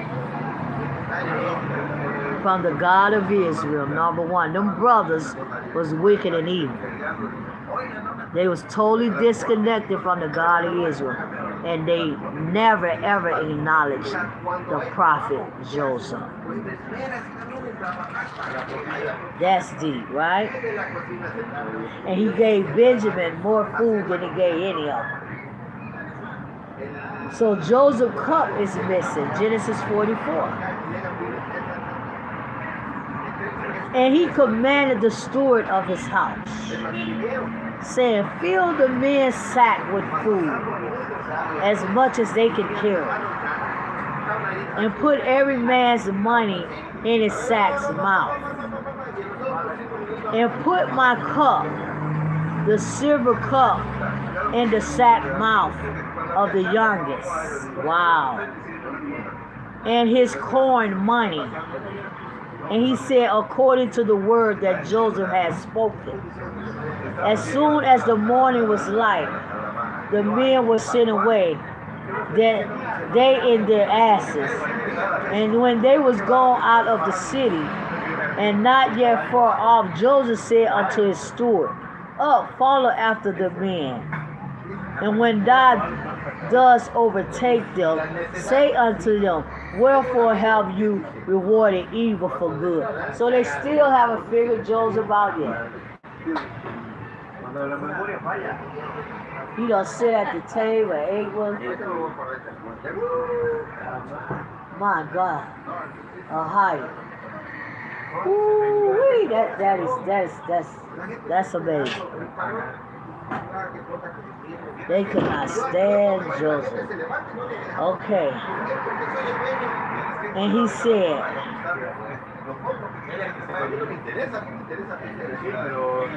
verse 5, is not this it in which my Lord drinketh, and whereby indeed he divided, yet have done evil, and so doing? And he overtook them, and he spake unto them these same words. Verse 7. And they said unto him, wherefore said my Lord these words? God forbid that thy servant should do according to this thing. Behold, the money which we found in our sack's mouth, we brought again out unto thee out of the land of Jerusalem. How then should we steal out of thy Lord's house silver or gold? Will whoever of thy servants is be found, both let him die, and you also will be my Lord's bondman. And he said, now also let it be according to your words. He will whom it is found shall be my servant, and you shall be blameless. Then they speedily took down every man his sack to the ground, and over every man his sack. And he searched and began at the eldest, Reuben, and left at the youngest, Benjamin. And the cup was found in Benjamin's sack. And they rent their clothes, Hebrews, the brothers, that's one of our customs, rent their clothes and laid every man his ass and returned to the city. And Judah and his brethren came to Joseph's house, the prophet, for he was yet there. And they fell before him on the what, bro? On the ground. See, this was the prophecy that they was going to fall down before him and worship him.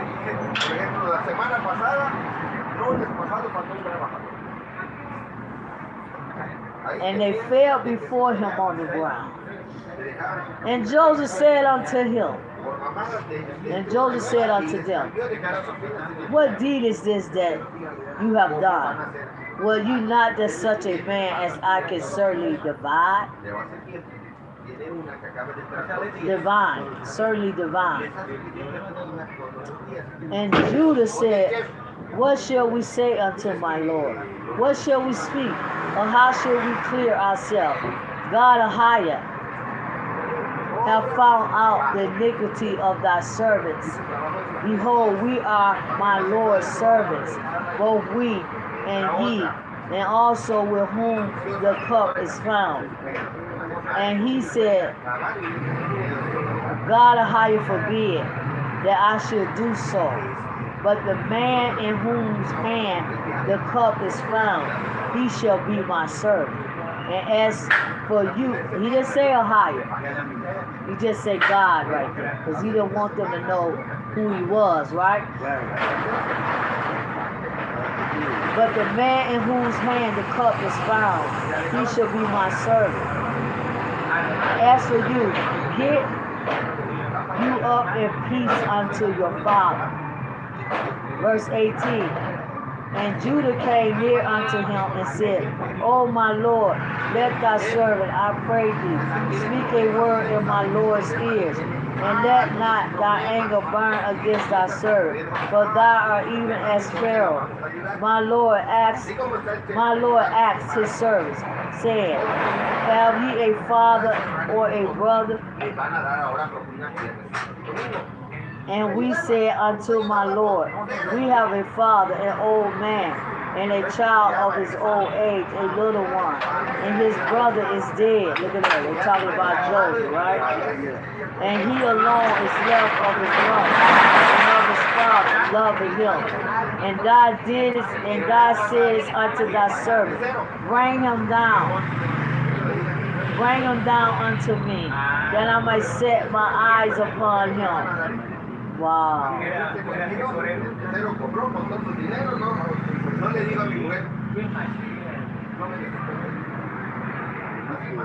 Verse 22.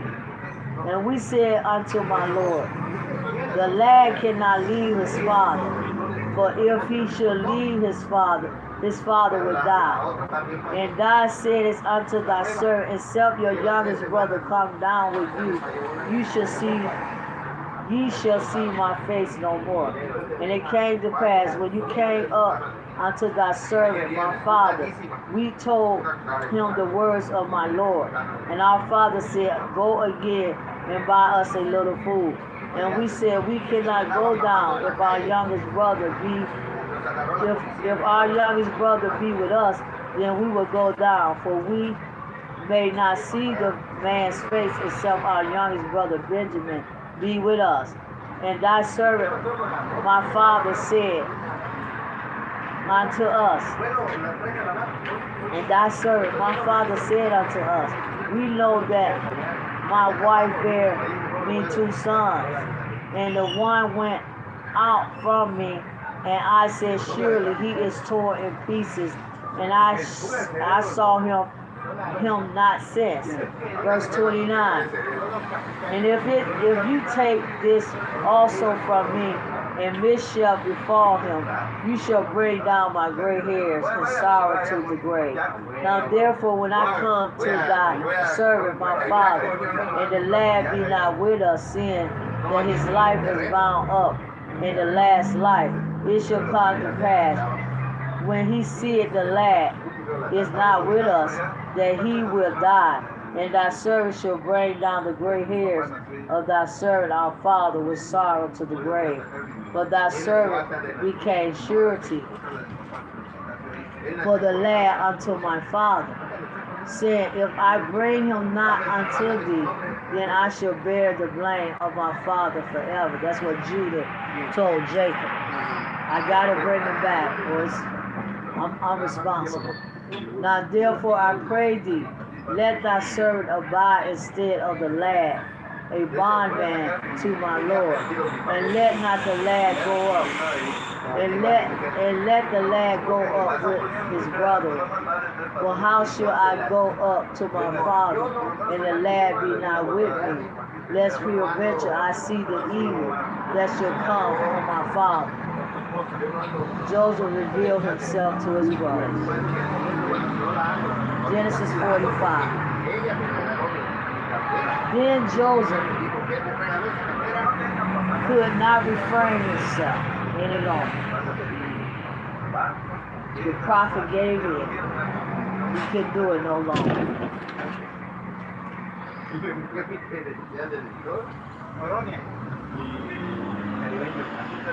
Then Joseph could not restrain himself before them, could not refrain himself before them, all them that stood before him. And he cried, excuse me.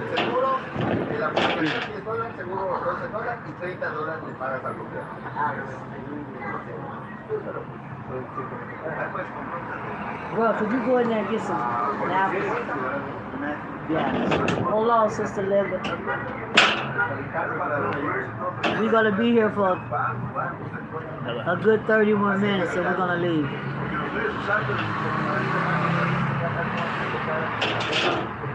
So, Sister Linda, tomorrow, I'm not going to be here tomorrow. So what I want you to do, Sister Linda, what the God of Israel would like you to do, is for you to read 7 chapters tomorrow. You could do it at 7 in the morning, or you could do it at 3 in the morning, whatever you choose. 7 chapters. You're going to read 6 chapters and 1, so 7 chapters. And you can pick it up right here from where we leave off at, because this is where I'm going to pick it up. Wherever we leave off today, I'm going to pick up the 7 chapters from there. Why so many? You need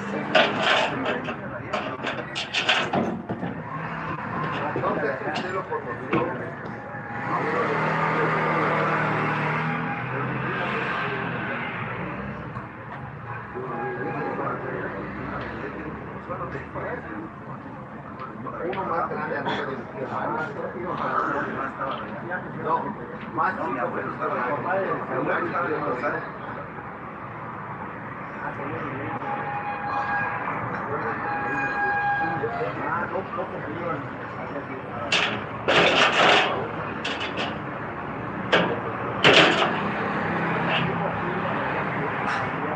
we had Genesis 25.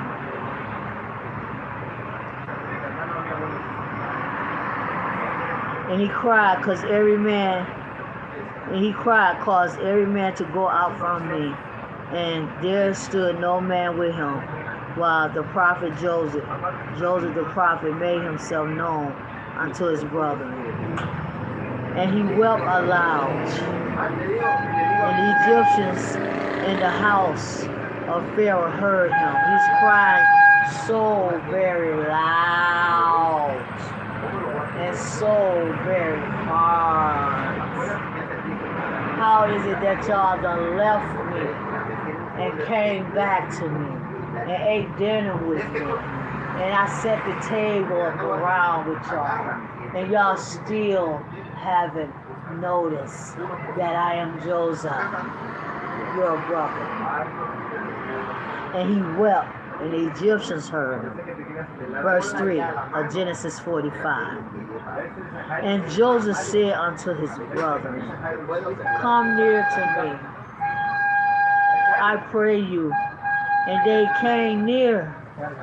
And he said, I am Joseph, your brother, whom you sold into Egypt.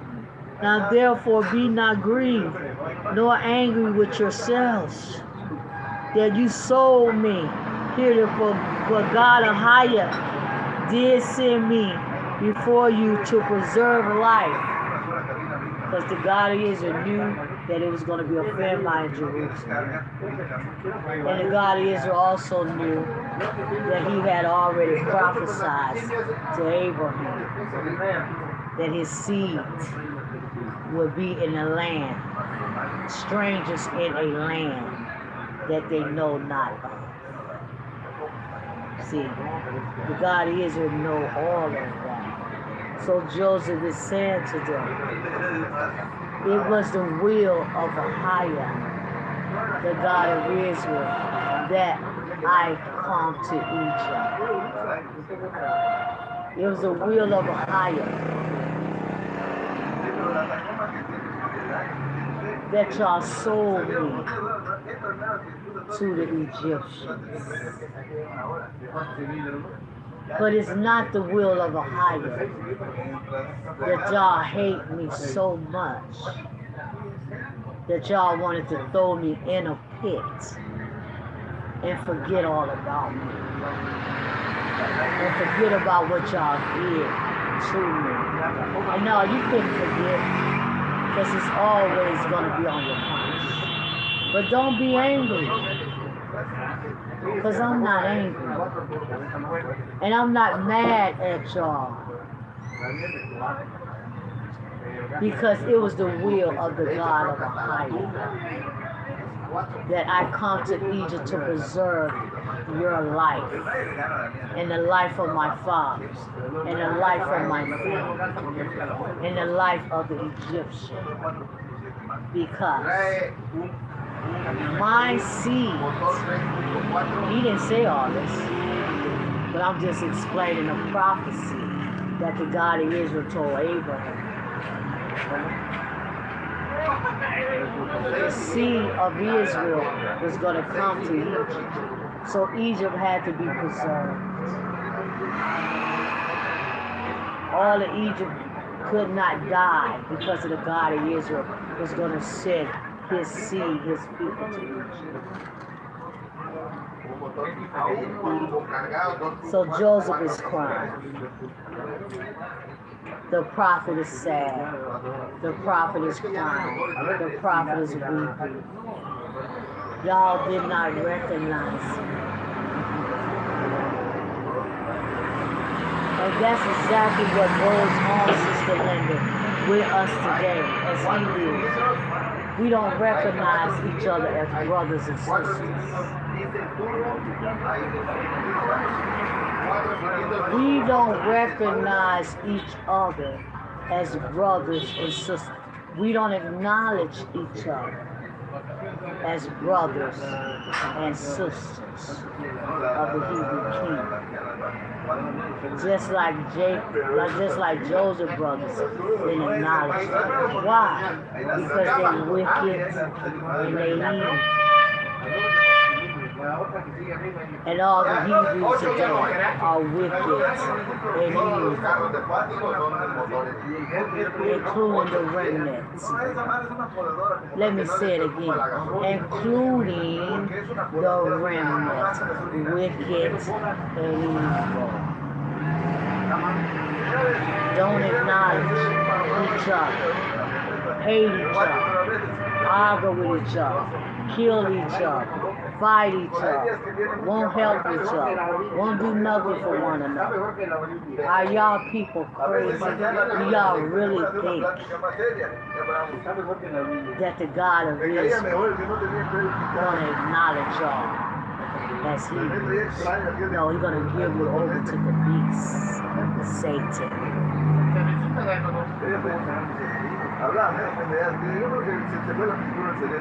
It's a shame. What happened in ancient times in this Bible is happening right now today. You know what this brother said to me? You know what this brother right here said to me? Sister Lenny. I said, brother, I've been talking to you for 10 years, telling you things, too long time. And you have not changed, and nothing about you have changed, and nothing about your life is changing. And I asked him why. And what did you say to me, bro? You know what he said to me? Probably because I didn't receive what you were saying to me. That's what he said.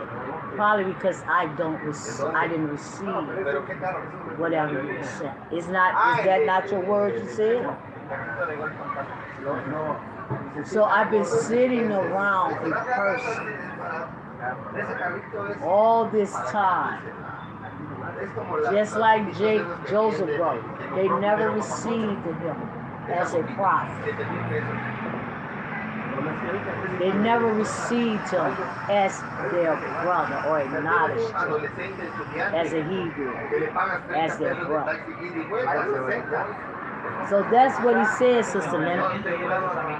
Probably because I don't receive the things that you say to me. In other words, that's true too. He don't believe what I've been saying to him to be true. You know, excuse me, my allergies. We go to sleep.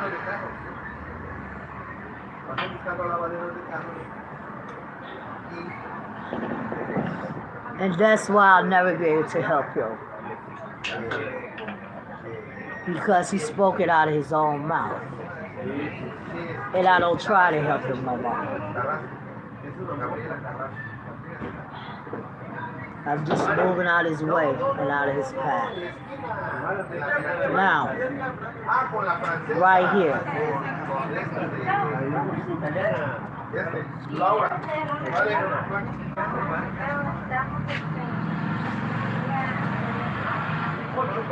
I am Joseph, your brother, whom you sold into Egypt. Verse 5.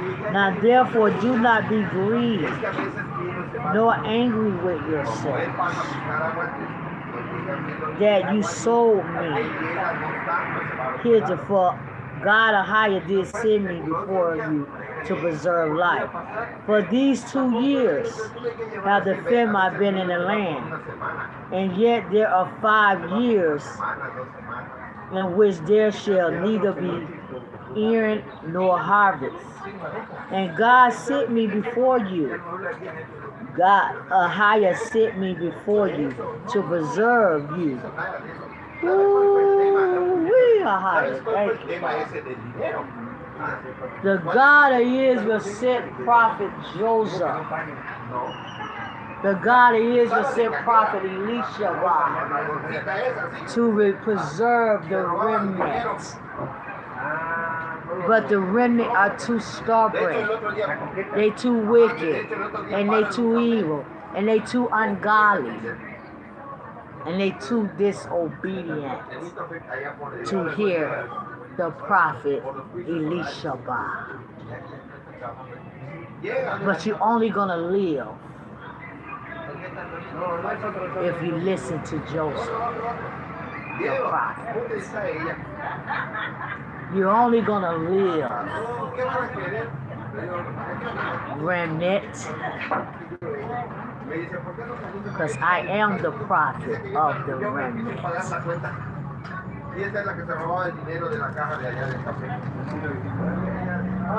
So he said,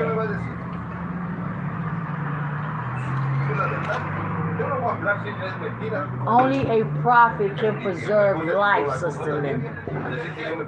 There's absolutely no one else in this earth can preserve life but a prophet of the God of Israel. Only a prophet. How do they preserve your life? By connecting you to life. Woo! Glory. Thank you, God of Israel. By connecting you to life, which is the mother and the father. That's how they will preserve your life. By Joseph the prophet being in Egypt, the God of Israel was in Egypt.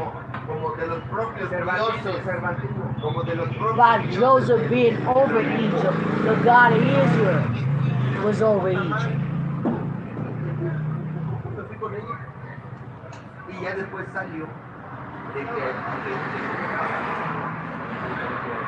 Go ahead, remnant. Take it the hard way. Take it the hard way now. Because the God of Israel is going to knock y'all out. He's going to kill so many of the remnants. Yeah. I'm speaking prophetic now. He's going to kill so many of the remnants. Why?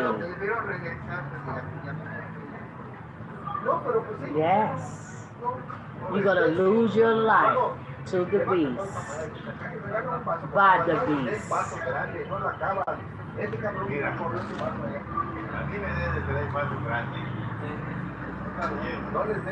And you might get blotted out.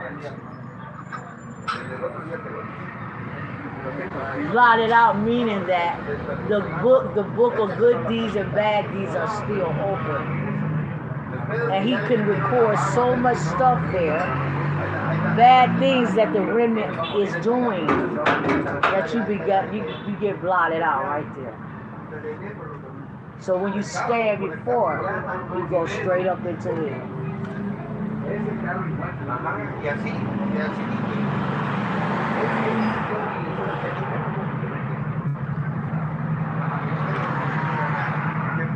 I can't see the chat, Sister Linda, and I don't know why.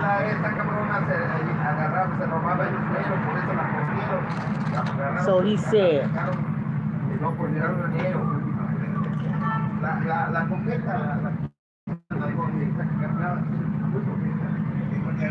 for 2 years, verse 7 of Genesis 45. And God a higher sent me before you to preserve you a posterity in the earth. In the earth, and to save your lives. I told y'all, only a prophet can save your life. No one else. Prophesize, Ezekiel. Prophesize. Can these bones live, Ezekiel? Speak to these bones that they may live. Prophesize. You know if they can live or higher. Why are you asking me? Ezekiel, can they live?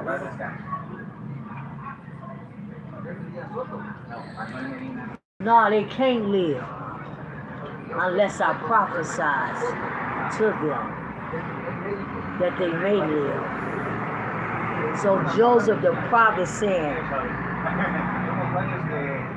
I'm here to save y'all lives. You wanted to take my life. You wanted to kill me and destroy me.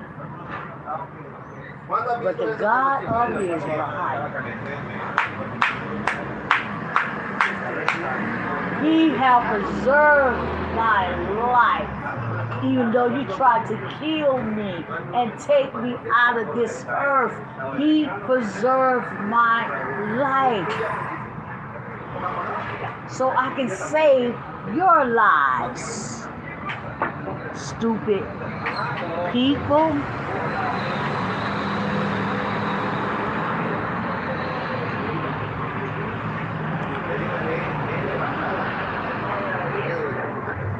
I want to save your life by a great deliverance, he said. Verse 8, so now it was not you that sent me here, he said. It wasn't you. It was the God of Israel, Higher, that sent me to Egypt. Yeah. See, y'all wanted to wait, bro. Let me break this stuff down. See, y'all wanted to kill me. See, that's what y'all really wanted to do. And that's what Joseph's saying to him.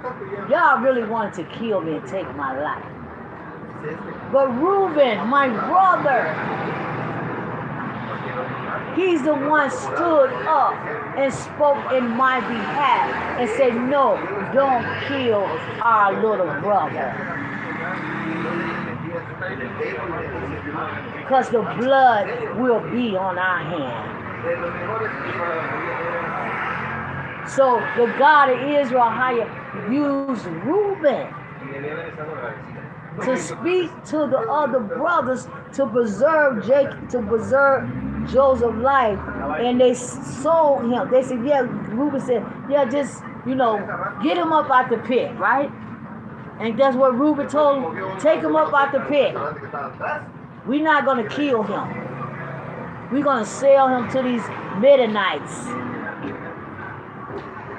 Right? So it was a higher getting in Reuben, the oldest brother, to tell him not to kill Joe. Because the rest of them, they wanted to take him out because they hated him so bad. They was trying to kill the prophetic gift in him. Sister Linda, they wanted to kill the prophetic gift that Joseph had. He had many prophetic gifts. They want to kill him. They didn't want to kill him. They wanted to kill his gifts. They want to kill the prophecy. They want to kill the prophet. They want to kill his office. Ooh, my God. Thank you. Thank you. Thank you. That's what they was after.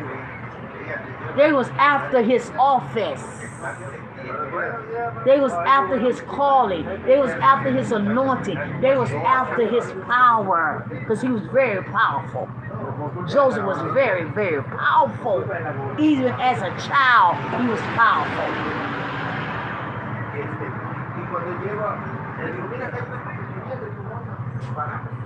Yes, ma'am. Where we at, Sister Lynn? We got 30 more minutes and I'm leaving. Look what he said. No, bro, you can't read for me. Listen. CDI, you cannot read for me. As bad as I would like you to read, because I'm just reading, but this is not your assignment, it's mine. And that's why you can't read. Because you're not the remnant. Because only the remnant gonna hear the prophet. Sister Linda? Absolutely. She just one little sister that's hanging on this line today. It was that two little people when Moses was in the wilderness that was hanging on what Moses the prophet was saying to the house of Israel. It was Joshua and Caleb. Out of all of them. See, Sister Linda, this is how this works, Sister Linda. It's this one little person, but it's two little people. Because the rest of Israel, they are in the valley dead, with no life in them. And the government gonna finish taking the rest out of them. They're already lifeless. And the government and the beast, Satan, gonna finish taking the rest of the life out of them. They ain't gonna do what the God of Israel want till he knock them out, knock them down on their face, flat on their back. When they have dead, then they gonna want to do what he say. When they have dead the remnant. That's what it's gonna take. He already told me that 3 years ago. Daughter, they ain't gonna quit. Daughter, they ain't gonna listen. Daughter, they ain't gonna stop.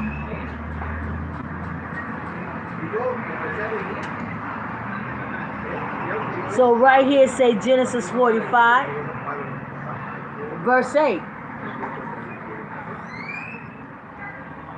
For now it was not you that sent me, he said. So get that out y'all mind. But God a higher, and he have made me a father to Pharaoh. Ooh, my God, look at this power. And Lord, he made me a father of Pharaoh and Lord to Pharaoh. That means he was more powerful and greater than Pharaoh in his own kingdom. Pharaoh became Joseph's footstool. Everybody around me is my footstool, Sister Lynn. Everybody around me. I know that because I got authority and power of the prophetic. I'm greater than them. I'm powerful than them. Why? Because the God of Israel is the one who put me in this position. They can't stop me.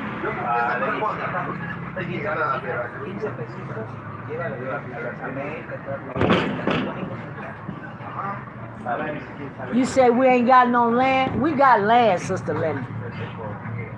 We got land.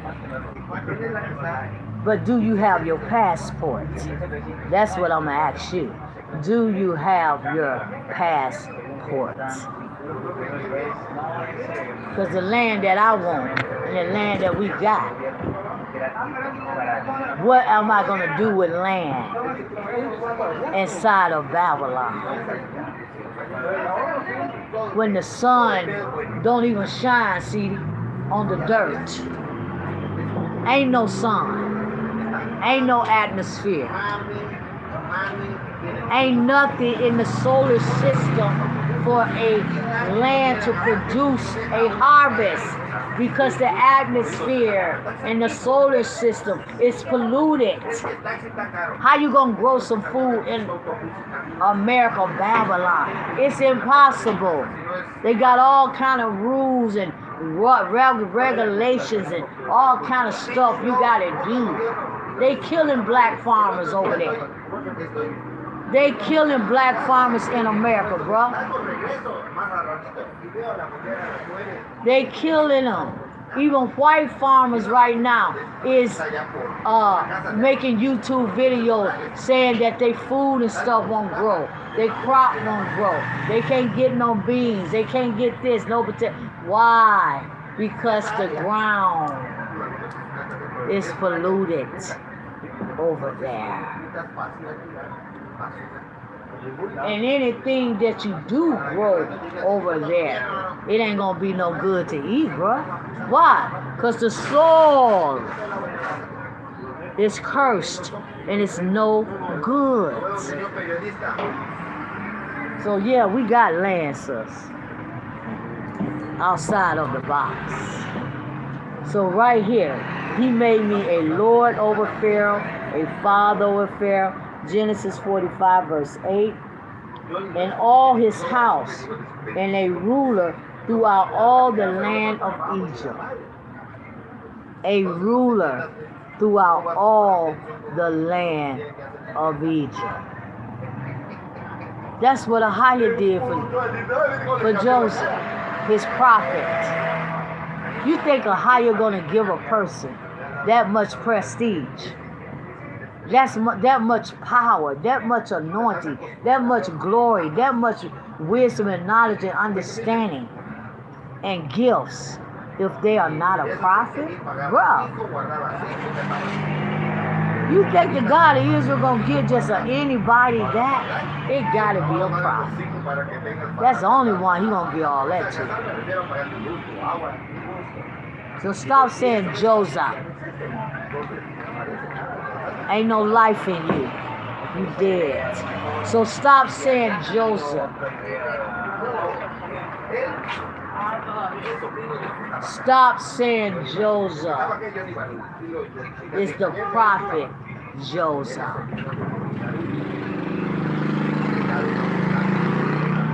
Verse 9. We got 20 more minutes, Sister Linda. I'm finished. Haste ye and go up to my father and say unto him, thus said thy son Joseph, God Ahiah have made me lord of all Egypt.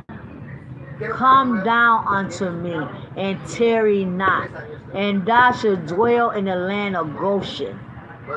And thou shalt be near unto me, thou and thy children, and thy children's children, and thy flocks, and thy herds, and all that thou hast. And there I was nourished thee. For yet there are 5 years of famine, lest thou and thy household, and all that thou have come to poverty. And that's exactly what's happening with the children of Israel today. They are all broke, poor, and hungry, and in poverty. Why, Sister Linda? What you said earlier. You don't have no land. Joseph said, you're going to come to poverty unless you come and sit up under me. And let me take care of you. And let me show you. And let me tell you what you got to do. Or you all going to come to poverty and death. The valley is full of dry bones. And guess what, Sister Linda? They cannot live. Why? Why? Because they won't let me prophesy to them. The prophet that the God of Israel preserved and put in this earth for this time, this moment, and this day, and this hour.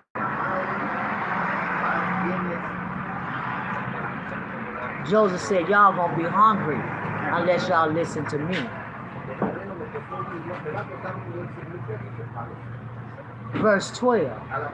I guarantee y'all gonna starve unless y'all listen to me, the prophet Elisha. But I'm telling y'all, Israel, y'all gonna be hungry, y'all gonna be without food, and y'all gonna go without water unless y'all listen to the prophet. Because the God of Israel have already gave me the blueprint. He already gave me the blueprint. He already gave it to me. Him and the mother of Zion. I know what to do. I know how to do. I know where to do it also. Just like Joseph had to do it where, bro? In Egypt. He couldn't do it in Canaan. He couldn't do it in Jerusalem. He had to do it in Egypt. Preserve the children of Israel life in Egypt. Not in Jerusalem. I can't preserve your life in Babylon, America. You got to come up out of there. You got to come up out of there. You got to come up out of Jamaica. You got to come up out of Honduras. You got to come up out of the Dominican Republic. Why? Because the government there. You got to come up out of Belize. Why? Because the government there rule those countries, right? The people don't rule the country, the government. And see, you don't want to live nowhere, and you don't want to be nowhere where the government is in control of the people. Dominican, the government is in control. Belize, the government is in control. Honduras, government. Colombia, government. You got to go where the people are in control of their own land and their own life and their own children and their own everything. So Joseph said, verse 10, verse 12, Genesis 45:12, Sister Linda. And behold, your eyes see, and the eyes of my brother Benjamin, that it is my mouth that speak unto you, brothers. And you should tell my father of all my glory in Egypt. Woo!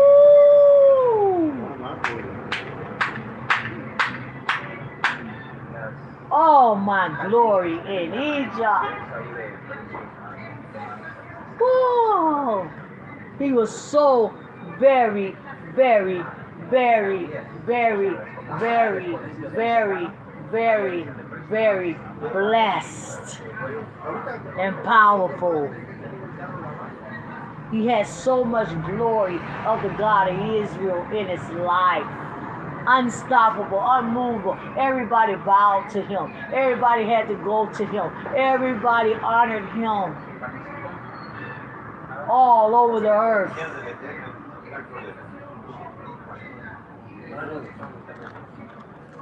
Don't tell me what the gods of Jerusalem can't do. Don't tell me what the God of Israel can't do with a person. Don't tell me that. Don't tell me that, bro, because I know better than that.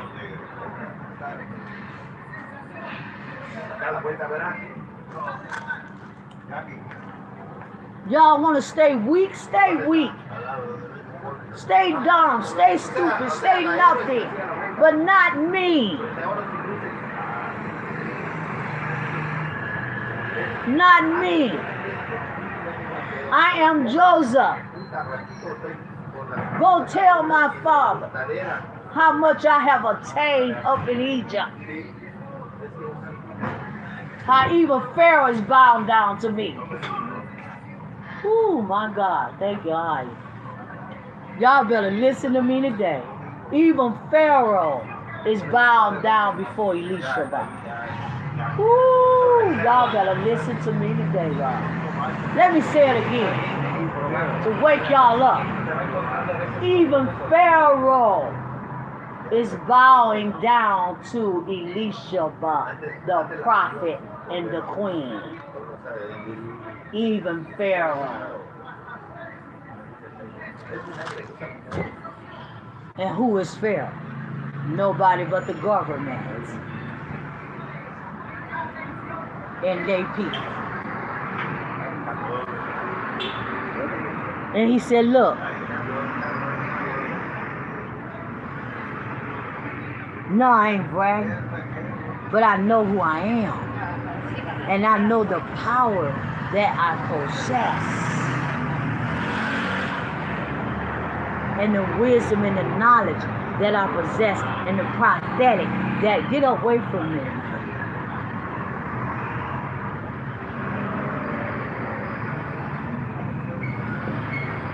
And behold, your eyes see.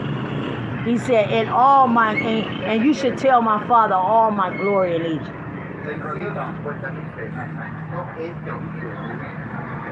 And of all that you have seen, and you shall haste and bring down my father hitherto. And he fell upon his brother Benjamin's neck. He didn't fall on the other brother's neck, because they still hated Joseph. No matter what Joseph said, they still hated him. And Joseph knew it. He could look at them, how they was responding and acting. Oh yeah, look at him now. Look at him now, y'all. We try to get rid of him. We try to kill him. We try to do it, but look at him now. That made them more jealous of Joseph. That made him more envy, more hatred, more everything of Joseph. So he fell on his brother Benjamin's neck. He couldn't fall on Judah's neck. He couldn't fall on none of their necks, because their necks was still hard. Ooh, my God, look at this. Their necks was still hard, bro, and they could not believe what the God of Israel had done in Joseph's life, bro. They couldn't believe. Their mind was blown out of socket, bro. How is this man still alive? We sold him to the merchants. He should be a slave. We sold him to the Mennonites as a slave. He should be a slave. He should be in somebody's house cleaning a toilet or cleaning up a floor. How is it that he's great in Egypt? How is it that Pharaoh bowed down to him? Their mind was blown out of socket. You think they was happy for him? No. Their mind was blown out of socket. Because Joseph was so very great and powerful. Their mind was blown out of socket, bruh.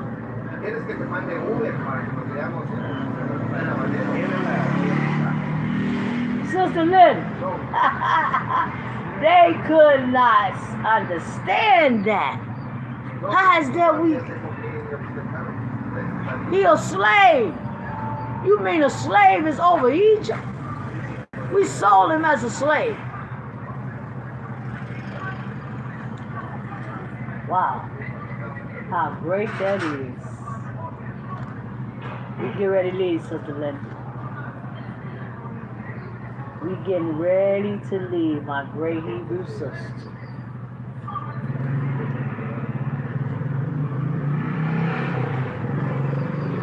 Yes.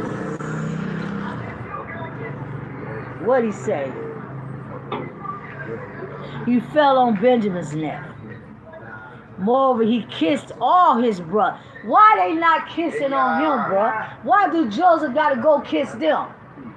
Why is they not saying, oh, Joseph, we love you, we sorry, oh, Joseph? Why they not grabbing on Joseph? Because that envy and that strife and that malice is still in their heart. And it's even thicker because of who he have became. See, once you are hated in your family, Sister Linda, and the God of Israel only choose that one person. Once you are hated in your family, you'll never be liked by any of them. It doesn't matter what you do. It don't matter what you accomplish. It don't matter what you accomplish. It don't matter what you do. It don't matter where you go. It don't matter what the God of Israel make of you. They always going to not acknowledge you as the prophet of the God of Israel. Because he only chooses one prophet in the family. Or one king in the family, one at a time. Everything is one at a time with the God of Israel. Am I right, bro? Right. You ain't gonna choose no 5 kings at one time. One king. And when that one lose his rank, then the other one come up behind. Ain't no 5 up in here. Ain't no 5 prophets. Boom, boom, boom, boom. 1, 1, 1, 1. See, that's what made them mad at Jeremiah, because they had false prophets in Jerusalem. But it was only one that belonged to the God of Israel, and that was Jeremiah. Now, and he fell, after we read this, we're going to leave Sister Linda, we will be finished. And we're going to pick it up tomorrow. I'm going to pick it up tomorrow, and I want you to pick it up tomorrow at Genesis chapter 46. And we're going to read 7 chapters. 1, 2, 3, 4, 5. I don't know, we got 7 here. Let's see. 46, and it go to 50. That's 4 chapters. So we're going to go to Exodus tomorrow and read up to Exodus chapter 3. And that would be our 7 chapters for tomorrow. So we're going to start from Genesis 46 tomorrow to read our 7 chapters. And we're going to read from either 7 in the morning or 3 p.m. in the afternoon, in the evening. And we're going to read from Genesis 42, Genesis 46 to Exodus chapter 3. And that's our 7 complete chapters for this week. And we finish. And next week we go into the 3rd week. Okay. So right here, let's finish this out. And he fell upon his brother Benjamin and wept, and Benjamin wept upon his neck. Him and Benjamin was crying together, right? And he fell, and moreover he kissed all his brothers and wept upon them, right? Every last one of them. And after that his brother talked with him. But where is their tears at? Where is the brother's remorse, CD? Where is their tears? Where is their tears, Sister Linda? Why is it not they apologizing to Joseph? Why is it not that they saying that they sorry for what they did to him? They talking to him. And what is they saying, bro? Read the next verse. And the fame will his all his brothers. Look upon them. After that, his brothers talked with him. His brothers talked with him. The fame thereof was heard in Pharaoh's house. And the fame thereof was heard in Pharaoh's house. Saying, Joseph's brothers are come. Saying Joseph's brothers are what? Are come. Joseph's brothers have came to Egypt. And it pleased Pharaoh well and his servants. And it pleased Pharaoh well. And his servants. And his servants. Servants. Say unto thy brother, this do. But stop right there. The brother, Sister Linda, Joseph kissed him and he wept. But did the Bible say they was weeping with him, CD? No. Did the Bible say they kissed Joseph? Huh? No. Did the Bible say they hugged Joseph? No.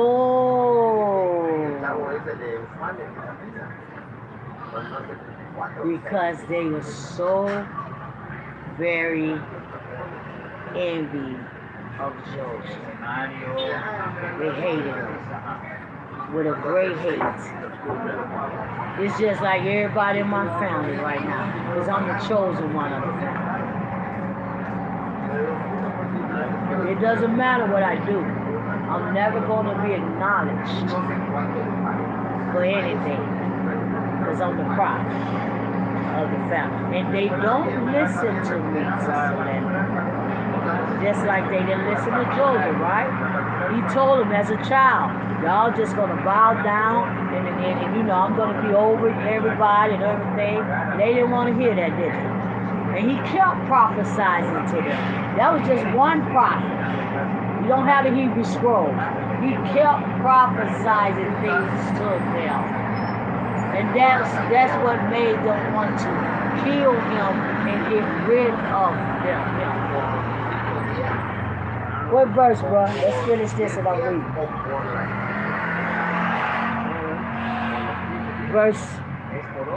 Verse 17.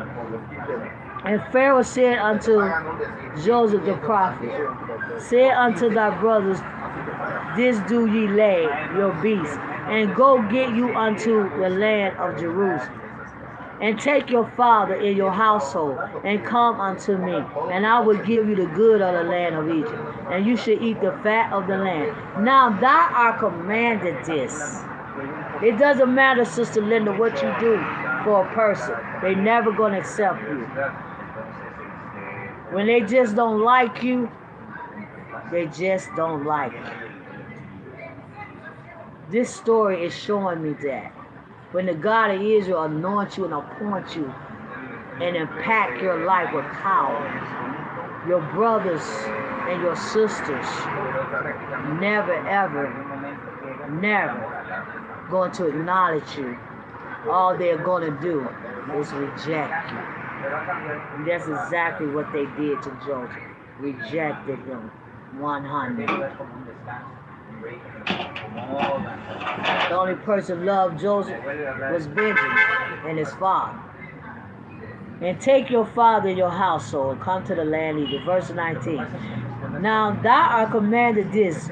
Do ye take your wagons out of the land of Egypt for your little ones and for your wives, and bring your father and come. Also regard not your stuff, for the good of all the land of Egypt is yours.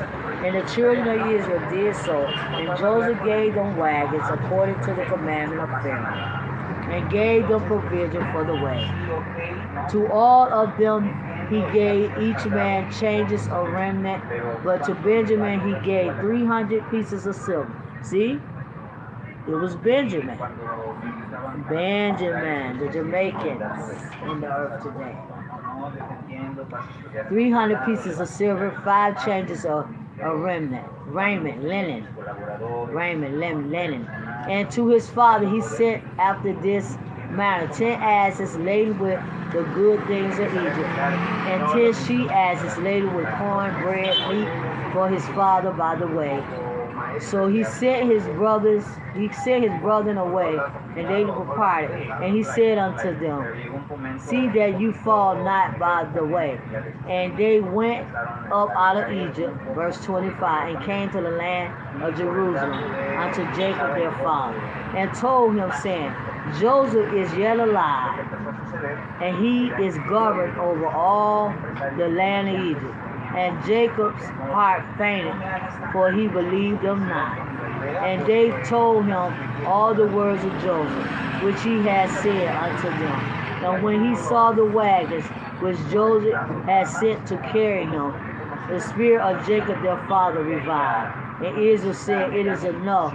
Joseph my son is yet alive. I will go and see him before I die. You think them brothers wanted to tell Jacob that they found? Oh my God. They didn't want to say nothing about Joseph that Joseph had accomplished. because they was that envy of him. Yes. Hatred, like Sister Linda said. Sister Linda, we getting ready to go now. So shalom to you, my Hebrew sister. Shalom, peace and blessings to everybody that came in the chat. All the house of Israel, the remnant. I'll talk to y'all next week, Sister Linda. I'll be here next Monday with you. And like I say, you have what you got to do for tomorrow. Love you, Sister Linda. Peace and blessings. The God of Israel bless you. So can I end this?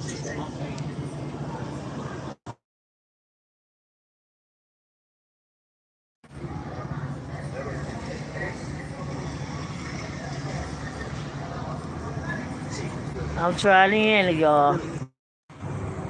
Porque es un número tan fácil, se puso porque los colegas se lo quedan, no hay pretexto de que, ay, se me olvidó, 1900, nada de que, ay,